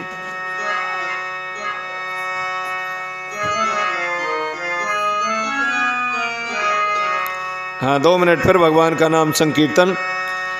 हरे राम राम राम हरे हरे, हरे कृष्ण कृष्ण कृष्ण हरे हरे, हरे राम राम राम हरे हरे, हरे कृष्ण कृष्ण कृष्ण हरे हरे, हरे राम राम राम हरे हरे, हरे कृष्ण कृष्ण कृष्ण हरे हरे, हरे राम राम राम हरे हरे, हरे कृष्ण कृष्ण कृष्ण हरे हरे, हरे राम राम राम हरे हरे, हरे कृष्ण कृष्ण कृष्ण हरे हरे, हरे राम राम राम हरे हरे, हरे कृष्ण कृष्ण कृष्ण हरे हरे, हरे राम राम राम हरे हरे, हरे कृष्ण कृष्ण कृष्ण हरे हरे। बोलिए सत्यनारायण भगवान की जय। आगे सूत जी महाराज कहते हैं, यात्रां दुकृतवान् साधुर्मंगलान् पूर्वकां ब्राह्मणेभ्यो धनं दत्त्वा तदातो नगरं यो यदूरे गते साधु सत्यनारायण प्रभो। सूत जी सौनका ऋषियों से कहते हैं कि हे ऋषियों, साधु वैश्य ने यात्रा प्रारंभ की, मंगल कृत्य किया और चलने लगा। भगवान सोच रहे हैं परीक्षा लेकर के देखें इस वैश्य का हृदय शुद्ध हुआ या नहीं हुआ है। जिसके ऊपर भगवान की कृपा होती है उसे बार बार कष्ट दिया करते हैं, और जितने भी महान संत हुए, जितने भी परम भक्त हुए, भगवान ने उनको कष्ट दे दे करके उनको पाक साफ किया। जब तक भक्त के ऊपर आपत्ति विपत्ति संकट क्लेश इत्यादि नहीं आते हैं उसकी भक्ति उज्जवल नहीं होती है, उसकी भक्ति निखरती नहीं है। यही कारण है कि ध्रुव प्रहलाद इत्यादि कितने भक्त हुए जिन्होंने कितने आपत्ति विपत्ति सहन की, और उसके बाद में तब जाकर के भगवान की कृपा हुई थी। तो भगवान सोच रहे इस वैश्य का हृदय शुद्ध हुआ या नहीं हुआ है। अतः भगवान ने एक वृद्ध ब्राह्मण का रूप धारण किया और उस साधु वैश्य से पूछने लगे कि हे साधु, तुम्हारी नाम में क्या चीज़ भरी हुई है। लेकिन धन दौलत के घमंड में भगवान से झूठ बोल दिया कि हे साधु, तुम क्यों पूछते हैं, क्या तुम्हारी धन लेने की इच्छा है। हे महात्मा जी, आप क्यों पूछ रहे हैं, क्या तुम्हारी धन लेने की इच्छा है। मेरी नाम में तुम्हारे देने योग्य कुछ नहीं है, मैं तो जाति का वैश्य हूँ, मेरी नाम में तो यही लता पत्र आदि विद्यमान है। भगवान ने देखा कि ये अब भी नहीं सुधरा, इसका मन का मैल, इसके मन में जो लोभ है वो अब भी नहीं निकला। मैंने इसका सब कुछ छिना लिया था, सब कुछ बर्बाद कर दिया था, लेकिन आज इसकी नाम में अपार धन दौलत है, अतः इसका मन पाक साफ नहीं हुआ। भगवान जिसके ऊपर कृपा करते हैं उसके अंदर के ईर्ष्या, छल, कपट, बेईमानी, काम, क्रोध, मद, लोभ सबको समाप्त कर देते हैं। भगवान कह रहे हैं इसका हृदय अभी पवित्र नहीं हुआ है। और भगवान देखिए, भगवान किसी के रंग रूप को नहीं देखते हैं कि काला है कि गोरा है, सुंदर है, कुरूप है, कैसा है। भगवान देखते हैं इसका मन पवित्र है कि नहीं, इसका हृदय पवित्र है कि नहीं। भगवान ने स्वयं ने कहा है, निर्मल मन जन सो मोहे पावा, मोहे कपट छल छिद्र न भावा। निर्मल मन यानी जिसका मन पाक साफ होगा, जिसके हृदय में छल कपट ईर्षा द्वेष बेईमानी इत्यादि नहीं होगी, जो बिल्कुल पाक साफ हृदय जिसका पवित्र होगा, हृदय शुद्ध होगा, मन शुद्ध होगा, मैं उसी के ऊपर कृपा करता हूँ, वही मुझे प्रिय लगता है। और जिसके मन में छल कपट बेईमानी ईर्षा द्वेष इत्यादि छल छद्र भरा हुआ होगा, मैं उसके ऊपर कृपा नहीं करता हूँ, वो मुझे प्रिय नहीं लगता है। अतः भगवान हमारे मन को देखते हैं, हमारे हृदय को देखते हैं। हृदय पवित्र है या नहीं है। भगवान ने सोचा कि इसका हृदय अभी पवित्र नहीं हुआ है और ये मुझसे झूठ बोल रहा है। भगवान ने मन ही मन कह दिया कि तुम जैसा कह रहे हैं वैसा ही हो जाए। और भगवान एक जगह बैठ गए। उनके जाने के बाद साधु वैश्य ने नदी में स्नान किया और नदी में स्नान करते करते उसकी नज़र नाव की तरफ गई तो नाव जल के ऊपर उठी हुई है। और जब नाव पर चढ़ कर के देखा तो नाव में धन दौलत की जगह पर पत्ते ही पत्ते भरे हुए हैं। उनको देख करके मूर्छित होकर के पृथ्वी पर गिर पड़ा और होश आने पर अत्यंत चिंता करने लगा। साधु वैश्य का दामाद कह रहा है, हे पिताजी, आपको व्यर्थ में चिंता शोक नहीं करना चाहिए, क्योंकि हमारे शास्त्रों में कहा गया है, गतम न शोचामि कृतम न मन्ये, गत शोको न कर्तव्ये, गत शोको न कर्तव्यो भविष्यम नैव चिंतयेत्, वर्तमानेषु कार्येषु वर्तन्ति विचक्षणा। जो कुछ अब तक हुआ है उसका कारण हमारे किए हुए कर्म, पहले किए हुए कर्म थे। जो अब तक हुआ, अब तक जो हमें दुख मिले सुख मिले वो हमारे पहले शुभ और अशुभ कर्म थे।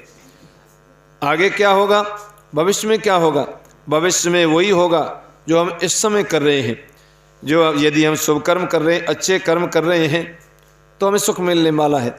यदि हम बुरे कर्म कर रहे हैं, झूठ कपट दगा बेईमानी कर रहे हैं, तो आगे हमें दुख मिलने वाला है। ये निश्चित है, ये सिद्धांत है। जैसे बीज हम बोएंगे वैसा ही फल हमें प्राप्त होगा। इसलिए चतुर वही है, विद्वान वही है, श्रेष्ठ वही है, अच्छा वही है जो वर्तमानेषु कार्येषु वर्तन्ति विचक्षणा, जो अपने वर्तमान समय को सुधार करके चलता है। हमारा भविष्य हमारे वर्तमान पर टिका हुआ है। जिसने अपने वर्तमान समय को बिगाड़ लिया उसका भविष्य भी खराब हो गया। इसलिए अपने वर्तमान समय में हम सुधर करके चलें। साधु वैश्य का दामाद कह रहा है, हे पिताजी, आपको उन्हीं महात्मा जी का श्राप है, व्यर्थ में चिंता न करें और उन्हीं की शरण में जाने से आपका उद्धार होगा, क्योंकि वो प्रणतपाल हैं। प्रणतपाल रघुनायक करुणा सिंधु खरार, गए शरण पर राखिए सब अपराध विसार। आप उन्हीं की शरण में जाइए तो ही आपके कार्य सिद्ध होंगे। दामाद की बात को मान करके साधु वैश्य भगवान की शरण में गया और भगवान की शरण में जा कर के चरणों में गिर गया और कहने लगा, हे भगवान, मैंने झूठ बोलने का अपराध किया है, मैं आपकी शरण में आया हूँ, मेरा पूर्व धन दे करके मेरी रक्षा कीजिए। शरण में आए हुए साधु वैश्य को देख करके भगवान कहने लगे, हे साधु, दुखी मत होइए, याद कीजिए कभी तुमने व्रत पूजन करने का मेरा संकल्प किया था, लेकिन आज तक अभी तक वो पूरा नहीं हुआ है। इसलिए हे मूर्ख, मेरी आज्ञा से तुझे दुख प्राप्त होता रहा है। भगवान का ऐसा कथन सुन करके साधु वैश्य भगवान के चरणों में गिर गया और कहने लगा, हे भगवान, आपकी माया में तो ब्रह्मा जैसे देवता भी फंस जाते हैं, वे भी आपके रूप और गुणों को नहीं जान पाते हैं। आपकी महिमा का कौन बखान करे। हे प्रभु, मैं तो एक साधारण जीव हूँ, साधारण मनुष्य हूँ, मैं आपको कैसे जान सकता हूँ, कैसे समझ सकता हूँ। मैं अपने वैभव के अनुसार आपका अवश्य ही व्रत पूजन करूँगा। कहने लगा कि नारद ते सुख व्यास रटे पुन, नारद ते सुख व्यास रटे, मुनि स्वामी तऊ को पार न पामे, जाहे अनादि अनंत अछेद, अभेद सुवेद निरंतर गामे, निर्गुण पे गुणधार प्रभु, जग में नित आकर खेल रचामे, मूर्ख तथा अनजान अहो, हम जान कहाँ तुमरो गुण गामे। हे भगवान, आपकी माया में तो ब्रह्मा जैसे देवता भी फंस जाते हैं, मैं तो एक साधारण जीव हूँ, साधारण मनुष्य हूँ, मैं आपको कैसे पहचान सकता हूँ। माया में फंसा हुआ हूँ, मैं आपकी शरण में आया हुआ हूँ, मैं अपने वैभव के अनुसार आपका अवश्य ही व्रत पूजन करूँगा। मेरे ऊपर आप कृपा कीजिए, आप तो दीन दयालु हैं, भक्त की रक्षा करने वाले हैं। शरण में आए हुए साधु वैश्य को देख करके भगवान ने कहा हे साधु दुखी मत होइए, तुमने कभी मेरा व्रत पूजन करने का संकल्प किया था, उसको आज तक अभी तक पूरा नहीं किया है, और अब तुम मेरी शरण में आए हैं तो मैं शरणागत वत्सल हूँ, इसलिए धन दौलत का अहंकार कभी किसी को नहीं करना चाहिए। तुमने धन दौलत के अहंकार में आकर के मुझसे झूठ बोल दिया, इसलिए धन दौलत का घमंड कभी किसी को नहीं करना चाहिए। धन का घमंड प्यारे मन से तू दूर कर, दौलत खजाना सब यहीं रह जाना है। अल्पकाल जीवन में राम पर ध्यान धरो, आए जहाँ से वहीं फिर जाना है, इसलिए अहंकार मत करो। धन दौलत का अहंकार, और ये धन दौलत तो लक्ष्मी का स्वरूप है। लक्ष्मी यानी कि सुख संपत्ति, धन, ऐश्वर्य, और ये धन दौलत का किस घर में निवास करती है? धन दौलत, पैसा, धेला, ये सब धन दौलत का, धन संपत्ति का लक्ष्मी का ही स्वरूप है। और लक्ष्मी का निवास उसी घर में होता है जहाँ भगवान की पूजा की जाती है। जिस घर में नित्य नियम से भगवान की पूजा, भगवान की आरती, भगवान का कीर्तन इत्यादि प्रातः काल संध्या काल में होता है, तो जहाँ भगवान हैं वहाँ सुख संपत्ति रूपी लक्ष्मी का अवश्य निवास रहता है। लक्ष्मी भगवान को छोड़ करके नहीं जाती हैं।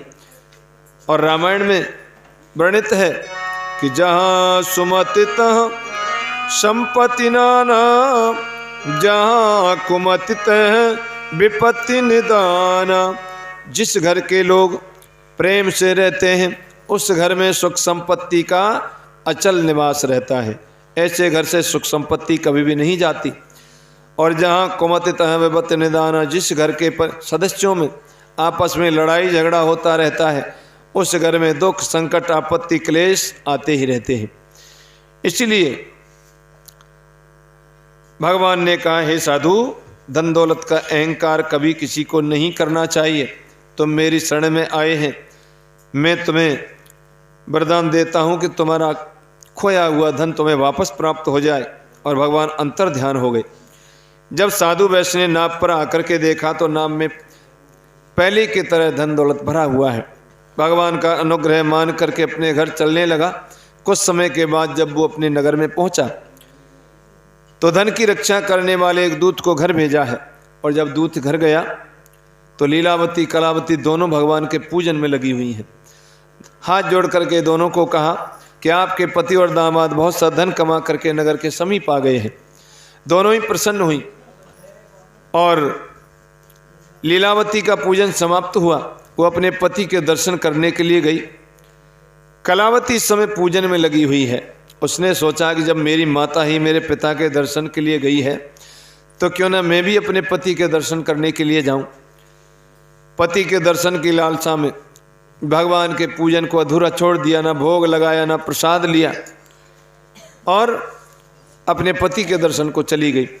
भगवान इस पर रुष्ट हुए हैं और भगवान ने उसके पति की नाव को धन से जल में डुबो दिया। कलावती अपने पति को न देख सकी और महाशोक में रुदन करती हुई पृथ्वी पर गिर पड़ी। साधु वैश्य सोच रहा है कि जब जब भी हमसे कोई भूल होती है, कोई गलती होती है तो भगवान हमें कष्ट देते हैं और वही हमारे कष्टों का निवारण करते हैं। भगवान की प्रार्थना करने लगा कि हे प्रभु, आप तो कृपालु हैं, दीन दयालु हैं, हमें पता नहीं हमसे कौन सी गलती कौन सी भूल हो गई, हमें कोई संकेत करे तो हमें पता चले। कि कृपा की न होती जो आदत तुम्हारी, तो सूनी ही रहती अदालत तुम्हारी। जो मुलजिम न होते न तुम होते हाकिम, न घर घर में होती इबादत तुम्हारी। प्रभु मुझसे गलती जो कुछ भी हुई हो, कृपा करके उसको संभालो मुरारी। भगवान की आराधना करने लगा। आकाशवाणी हुई है कि हे साधु, तेरी कन्या मेरे प्रसाद को बिना भोग लगाए, बिना आरती पूजा किए, बिना भोग लगाए, बिना प्रसाद लिए ही अपने पति के दर्शन करने के लिए चली आई है। यदि कन्या घर जाएगी और मेरा पूजन पूर्ण करेगी तो उसका पति इसको निसंदेह प्राप्त होगा। कन्या ने गगनमंडल से आकाशवाणी सुनी, घर गई है और घर जा कर के भगवान को प्रणाम किया है, भगवान से क्षमा मांगी है, भगवान की प्रार्थना की है। भगवान का भोग लगाया है, भगवान का प्रसाद लिया है, आरती की है, और जब दोबारा से उस स्थान पर आई तो सब लोगों के साथ अपने पति के दर्शन किए। अनंतर वैश्य परिवार प्रसन्न हुआ, सभी घर आए हैं और घर आकर के विधि विधान से साधु वैश्य ने परिवार सहित ब्राह्मण को बुला करके सत्यनारायण भगवान का व्रत किया है, पूजन किया है और संकल्प किया है कि मेरा जीवन जब तक रहेगा मैं तब तक प्रत्येक महीने की पूर्णमासी को सत्यनारायण भगवान का व्रत पूजन करता ही रहूँगा। इस प्रकार से करते हुए इस पृथ्वी पर सुख भोग करके अंत में भगवान के वैकुंठ धाम को चला गया। इस प्रकार से सूत जी महाराज ने 88,000 ऋषियों को चतुर्थ अध्याय में ये सुंदर कथा सुनाई। श्री स्कंद पुराणे रेवाखंडे श्री सत्यनारायण व्रत कथायाम चतुर्थोध्याय समाप्त। श्री हरे नमः। बोलिए सत्यनारायण भगवान की जय। 2 मिनट फिर भगवान का कीर्तन गाएंगे।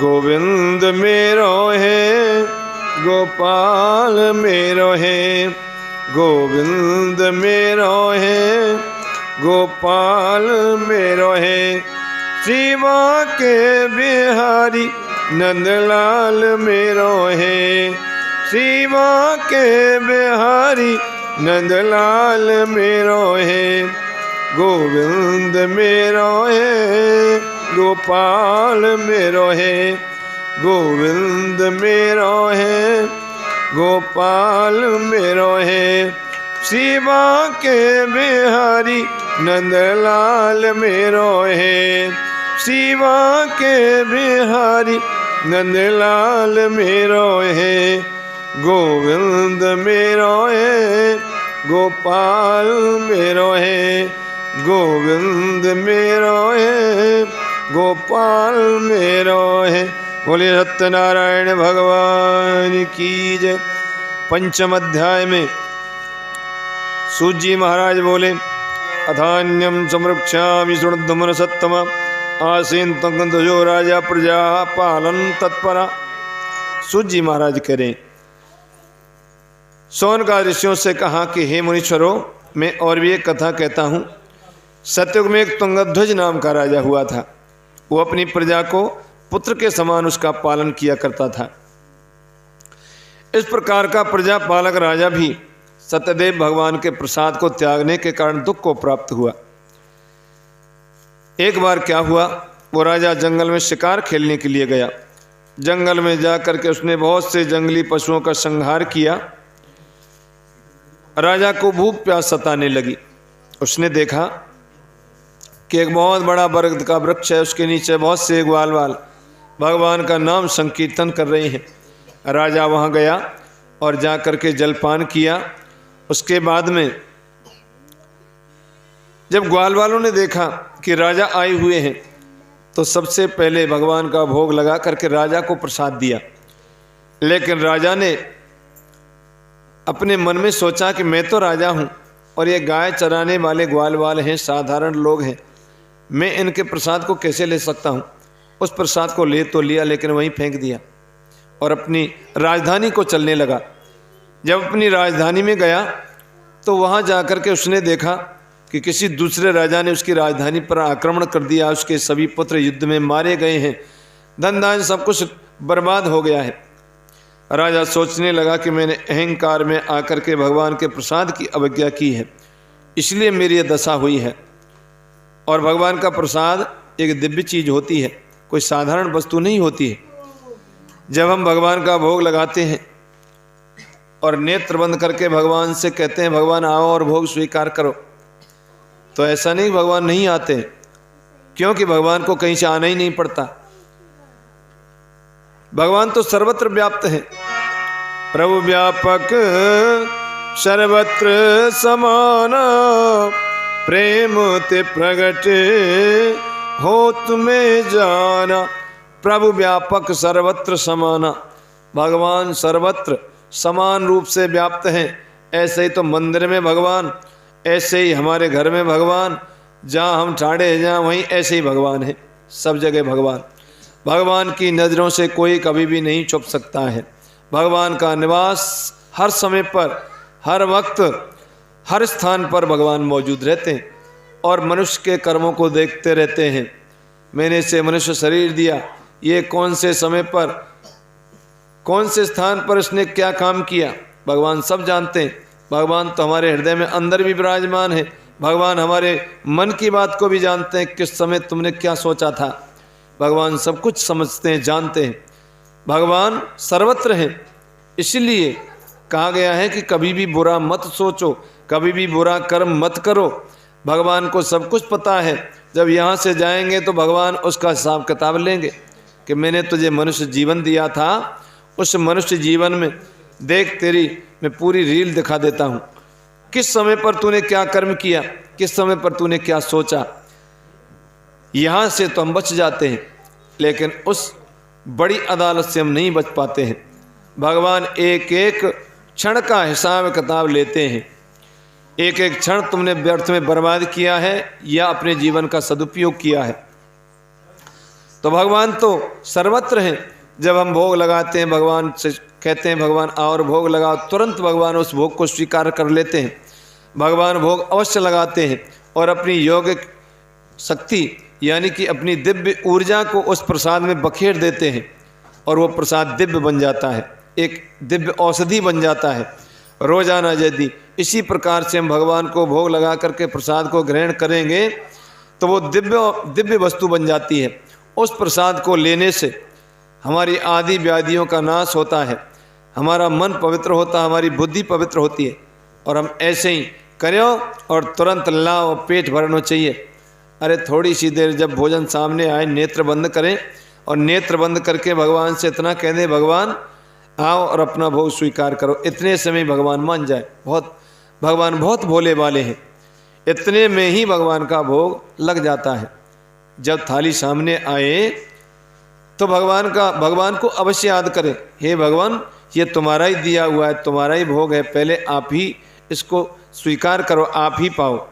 इतनी सी भावना से वो हमारा भोजन यानी प्रसाद बन जाता है। और जब हम उस प्रसाद को लेते हैं तो हमारा मन पवित्र होता है, बुद्धि पवित्र होती है। और मन और बुद्धि ने तो सब काम खराब कर रखे हैं। जिसका मन भ्रष्ट है, बुद्धि भ्रष्ट है, उसका जीवन भी बर्बाद है। जिसका मन पाक साफ है, बुद्धि शुद्ध है, उसका जीवन सफल है। उसके जीवन में कोई भी अप्रिय घटना नहीं होती है। वो अपने जीवन को अच्छी तरह से जी लेता है, भगवान के परम धाम की उसे प्राप्ति हो जाती है। तो राजा सोच रहे हैं मैंने ऐसे भगवान के प्रसाद की अवज्ञा की है, भगवान के प्रसाद को त्याग दिया। और प्रसाद का एक अर्थ और होता है, प्र का अर्थ होता है प्रभु, और सा का अर्थ होता है साक्षात, और दा का अर्थ होता है दर्शन। प्रभु का साक्षात दर्शन कराने वाली जो वस्तु है वो है प्रसाद। तो भगवान के प्रसाद की मैंने अवज्ञा की है, इसलिए मेरी दशा हुई है।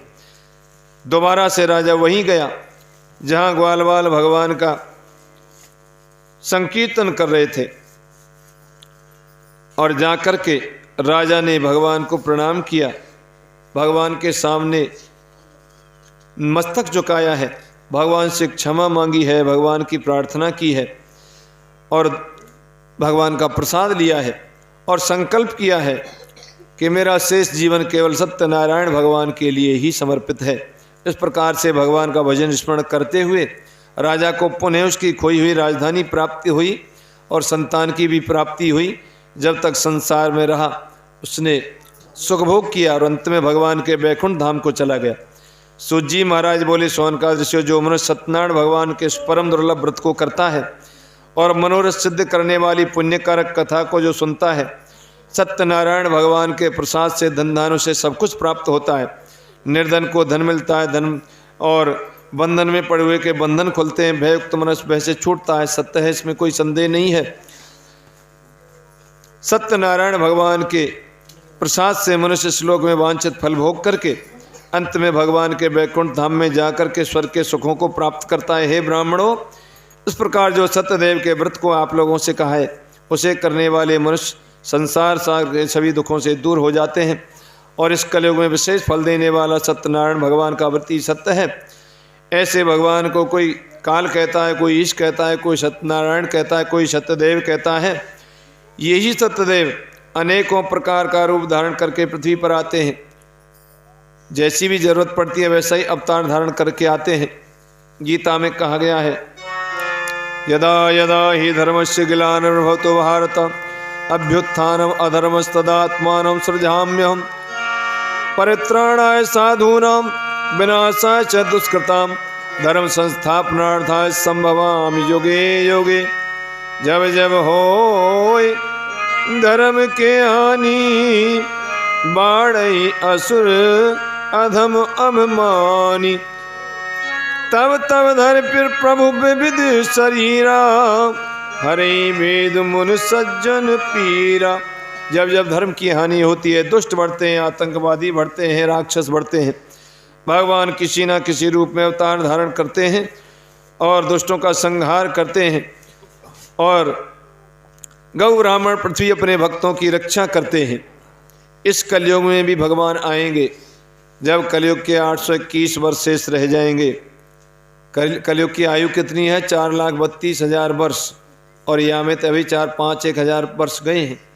तो जब कलयुग के 821 वर्ष शेष रह जाएंगे तो मुरादाबाद, उत्तर प्रदेश मुरादाबाद के संभल ग्राम में विष्णुस ब्राह्मण के पुत्र के रूप में भगवान कल्कि का अवतार होगा। निष्कलंक भगवान कल्कि भगवान अवतरित होंगे, घोड़े पर सवार होंगे, हाथ में खड्ग होगा और दुष्टों का संहार करेंगे। गौ ब्राह्मण पृथ्वी अपने भक्तों की रक्षा करेंगे। तो सूत जी महाराज इस कथा को 88,000 ऋषियों को सुना रहे हैं। इस कथा के सुनने से सत्यनारायण भगवान के प्रति प्रेम उत्पन्न होता है। मनोरथ सिद्ध करने वाली पुण्य कारक ये कथा है। सत्यनारायण भगवान के प्रसाद से धन धान्यों से सब कुछ प्राप्त होता है। जो भी मन की कामनाएं होती हैं वो पूरी होती हैं। ऐसे वांछित फल देने वाले भगवान को कोई काल, कोई ईश, भगवान के जैसे जैसे अवतार हुए वैसे वैसे उन्हीं अवतारों के अनुसार भगवान के नाम पढ़ते हुए चले गए। हे मनुष्यरों, जिन्होंने पहले जन्म में, पूर्व जन्म में सत्यनारायण स्वामी का व्रत पूजन किया, उनके दूसरे जन्म का वृत्तांत है। सतानंद जो कि कंगाल ब्राह्मण थे, अगले जन्म में, यानी सतानंद ब्राह्मण ने, पहले अध्याय में हमने बताया था, सतानंद ब्राह्मण ने, कंगाल ब्राह्मण ने सत्यनारायण भगवान का व्रत पूजन पूरे जीवन किया था, जिसके पुण्य के प्रभाव से अगले जन्म में वो सुदामा बने थे। वही सुदामा जिन्होंने भगवान श्री कृष्ण से मित्रता की, जो बचपन में भगवान श्री कृष्ण के साथ में जिन्होंने विद्या अध्ययन किया था। सा विद्या या विमुक्त, विद्या वही है जो मुक्ति दिलाए। तो सुदामा हुए थे। भगवान श्री कृष्ण की भक्ति करते हुए बैकुंठ की उन्हें प्राप्ति हुई।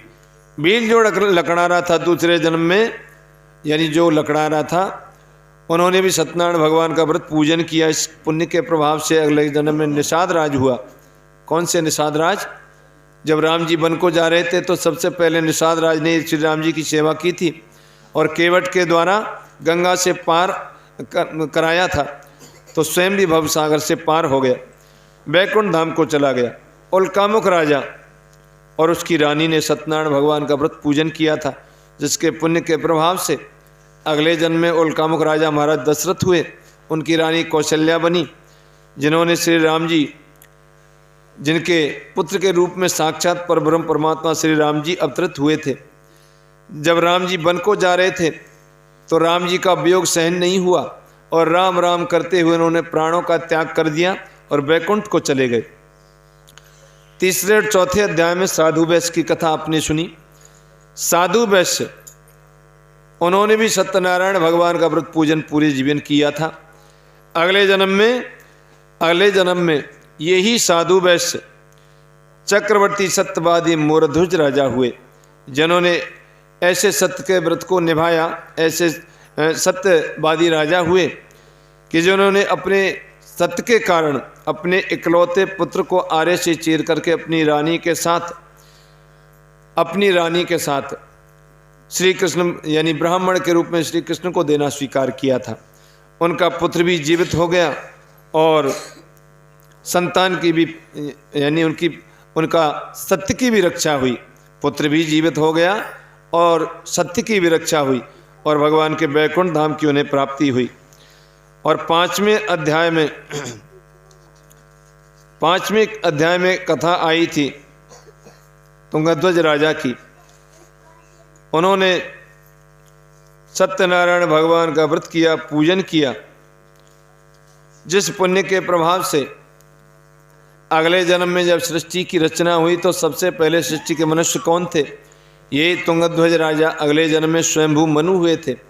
मनु और शत्रुपा के द्वारा सृष्टि की रचना हुई और उन्होंने यानी सृष्टि के सबसे पहले मनुष्य थे मनु और शत्रुपा, जिन्होंने भागवत की कथा को सर्वप्रथम सुना था और इस प्रकार से भगवान की कृपा से वैकुंठ की प्राप्ति हुई, उनका भी मोक्ष हो गया। जो भी सत्यनारायण भगवान का व्रत पूजन श्रद्धा से, भक्ति से, प्रेम से, विश्वास से, नियम से इस प्रकार से करेंगे, मन वचन कर्म से पाक साफ हो करके करेंगे, भगवान की भक्ति करेंगे, भगवान से प्रेम करेंगे, तो उनके सभी कार्य सिद्ध होंगे। भगवान की कृपा उनके ऊपर सदैव बनी रहेगी और अंत में भगवान के वैकुंठ धाम की उन्हें प्राप्ति होगी। इस प्रकार से 88 ऋषियों को सूत जी महाराज ने कथा स्कंद पुराण में वर्णित यह कथा सुनाई। सभी ऋषि सुनकर के प्रसन्न हुए और कहने लगे कि कलयुग में जो भी श्रद्धा भक्ति पूर्वक भगवान का व्रत सत्यनारायण भगवान का व्रत पूजन करेंगे, भगवान की उनके ऊपर विशेष कृपा बनी रहेगी, क्योंकि कलयुग के साक्षात देवता हैं सत्यनारायण विष्णु भगवान। सत्यनारायण भगवान का व्रत पूजन कोई छोटा मोटा व्रत पूजन नहीं है। देखने में छोटा लगता है लेकिन इसका फल बहुत उत्तम है, क्योंकि मन से, वचन से, कर्म से हमें सत्य का अनुसरण करना होता है तो सत्यनारायण भगवान का व्रत किया जाता है। यदि मन में छल कपट, बेईमानी, ईर्ष्या, द्वेष, अहंकार इत्यादि भरा हुआ है तो कभी भी भगवान सत्यनारायण अपनी पूजा को स्वीकार नहीं करते। नम्रता पूर्वक, भाव पूर्वक, प्रेम पूर्वक जब हम भगवान सत्यदेव का व्रत पूजन करते हैं तो निश्चित रूप से भगवान हमारे ऊपर प्रसन्न होते हैं और हमारी मन की कामना को पूरा करते हैं, सदैव हमारी रक्षा में तत्पर रहते हैं।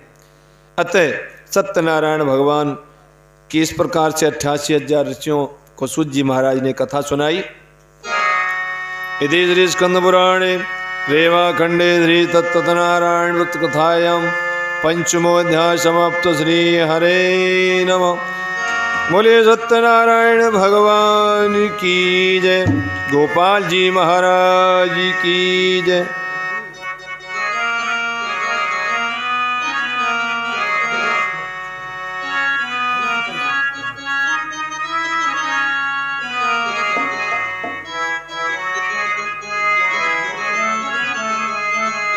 हाँ, सभी प्रेम पूर्वक भगवान का एक 5 मिनट का नाम संकीर्तन बोलेंगे। जय जय राधे कृष्णा राधे कृष्णा राधे गोविंद, जय जय राधे कृष्णा राधे कृष्णा राधे गोविंद। केशव जी कल्याण गिरधरण छबीले लाल, केशव जी कल्याण गिरधरण छबीले लाल। मदन मोहन श्री वृंदावन चंद, हरे हरे मदन मोहन श्री वृंदावन चंद। जय जय राधे कृष्णा राधे कृष्णा राधे गोविंद, जय जय राधे कृष्णा राधे कृष्णा राधे गोविंद। देवकी को छैया बलदाऊ जी को भैया लाल, देवकी के छैया बलदाऊ जी के भैया लाल। या को मुख देखे कटत यम पंथ, हरे हरे या को मुख देखे कटत यम पंथ। जय जय राधे कृष्णा राधे कृष्णा राधे गोविंद, जय जय राधे कृष्णा राधे कृष्णा राधे गोविंद। माधो जी मुकुंद मधु सूदन बिहारी लाल। माधो जी मुकुंद मधुसूदन बिहारी लाल। रास को रचैया स्वामी गोकुल चंद। हरि हरि रास को रचैया स्वामी गोकुल चंद। जय जय राधे कृष्णा राधे कृष्णा राधे गोविंद। जय जय राधे कृष्णा राधे कृष्णा। अरे चक्र भोजे चक्रपाल देवकी ननद दे। चक्र भोजे चक्रपाल देवकी नंदन देव। नाग को नथैया स्वामी असुरन कंद। हरे हरे नाग को नथैया स्वामी असुरन कंद। जय जय राधे कृष्णा राधे कृष्णा राधे गोविंद। जय जय राधे कृष्णा राधे कृष्णा राधे गोविंद। ब्रजपति ब्रजराज सुरन के सारे काज। ब्रजपति ब्रजराज सुरन के सारे काज। मुरली धरे ते नैना देखे ते आनंद। हरि हरि मुरली धरे ते नैना देखे ते आनंद। जय जय राधे कृष्णा राधे कृष्णा राधे गोविंद। जय जय राधे कृष्णा राधे कृष्णा राधे गोविंद। यादो पते यादो राय भक्तन सदा सहाय। यादो पते यादो राय भक्तन सदा सहाय। याई धोने गामे स्वामी परमानंद। हरे हरे आई धोने गामे स्वामी परमानंद। जय जय राधे कृष्णा राधे कृष्णा राधे गोविंद। जय जय राधे कृष्णा राधे कृष्णा राधे गोविंद। जय जय राधे कृष्णा राधे कृष्णा राधे गोविंद। बोलिए वृंदावन बिहारी लाल की जय। सत्यनारायण भगवान की जय। गोपाल जी महाराज की जय। सनातन धर्म की जय। वृंदावन बिहारी लाल की जय। हाँ, आप सभी भक्तगण खड़े होकर के भगवान की आरती का गान करेंगे। भगवान की आरती करेंगे, बोलेंगे सभी प्रेम पूर्वक भगवान की आरती करें।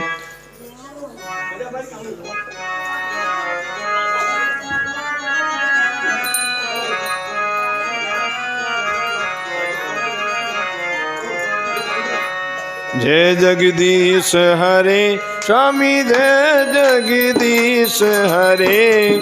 भक्त जनों के संकट दास जनों के संकट जन में दूर करे। ओम जय जगदीश हरे।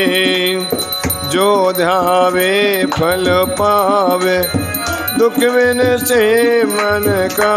स्वामी दुख बिन से मन का। सुख संपत्ति घर आवे सुख संपत्ति घर आवे। कष्ट मिटे तन का।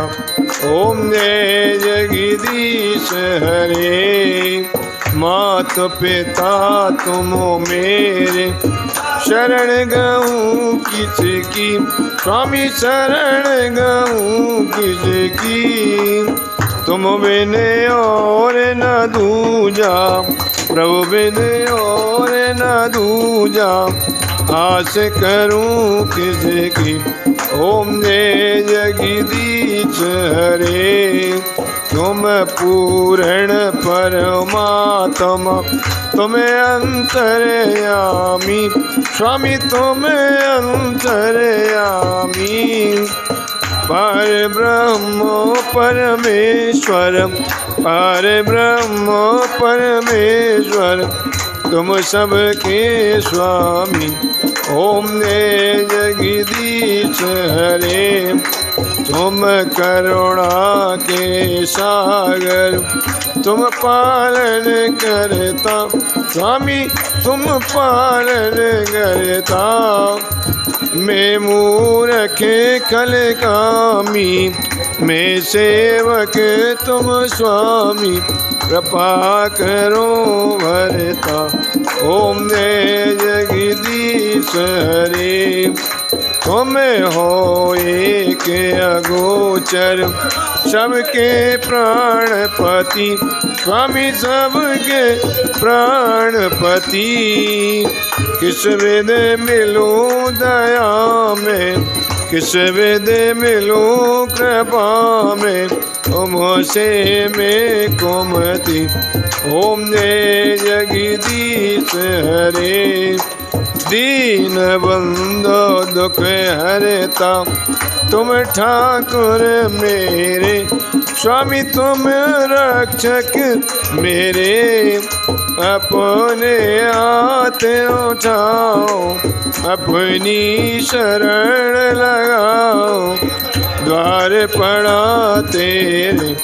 ओम ने जगदीश हरे, विषय विकार मिटाओ, पाप हरो देवा स्वामी, कष्ट हरो देवा। श्रद्धा भक्ति बढ़ाओ, श्रद्धा प्रेम बढ़ाओ, संतन की सेवा। ओम ने जगदीश हरे, तन मन धन और जीवन, सब कुछ तेरा स्वामी, सब कुछ तेरा। तेरा तुझी को अर्पण, तेरा तुझी को अर्पण, क्या लागे मेरा। ओम ने जगदीश हरे, श्याम सुंदर की आरती, जो कोई नर गावे स्वामी, प्रेम सहित गावे। केत शिवानंद स्वामी, भजत हरि हर स्वामी, मन वांछित फल पावे। ओम ने जगदीश हरे, हाथ जोड़ के करूं आरती, आरती सुन लीजिए स्वामी, अर्जी सुन लीजिए।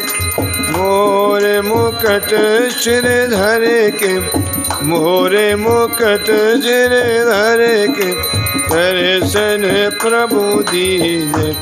ओम ने जगदीश हरे, मथुरा में जन्म लियो, गोकुल अति प्यारो स्वामी, गोकुल अति प्यारो। आरती भई संपूर्ण, आरती भई संपूर्ण, बोलो जयकार। ओम ने जगदीश हरे, ओम जय जगदीश हरे, स्वामी जय जगदीश हरे। भक्त जनों के संकट, दास जनों के संकट, क्षण में दूर करे। ओम जय जगदीश हरे। बोल सत्यनारायण भगवान की जय, गोपाल जी महाराज की जय, सनातन धर्म की जय, बस्ती माता की जय, चामड़ मैया की जय, गुरु महाराज की जय। जय जय श्री राधे, जय जय श्री राधे, जय जय श्री राधे। दिया बंद करिए। हो।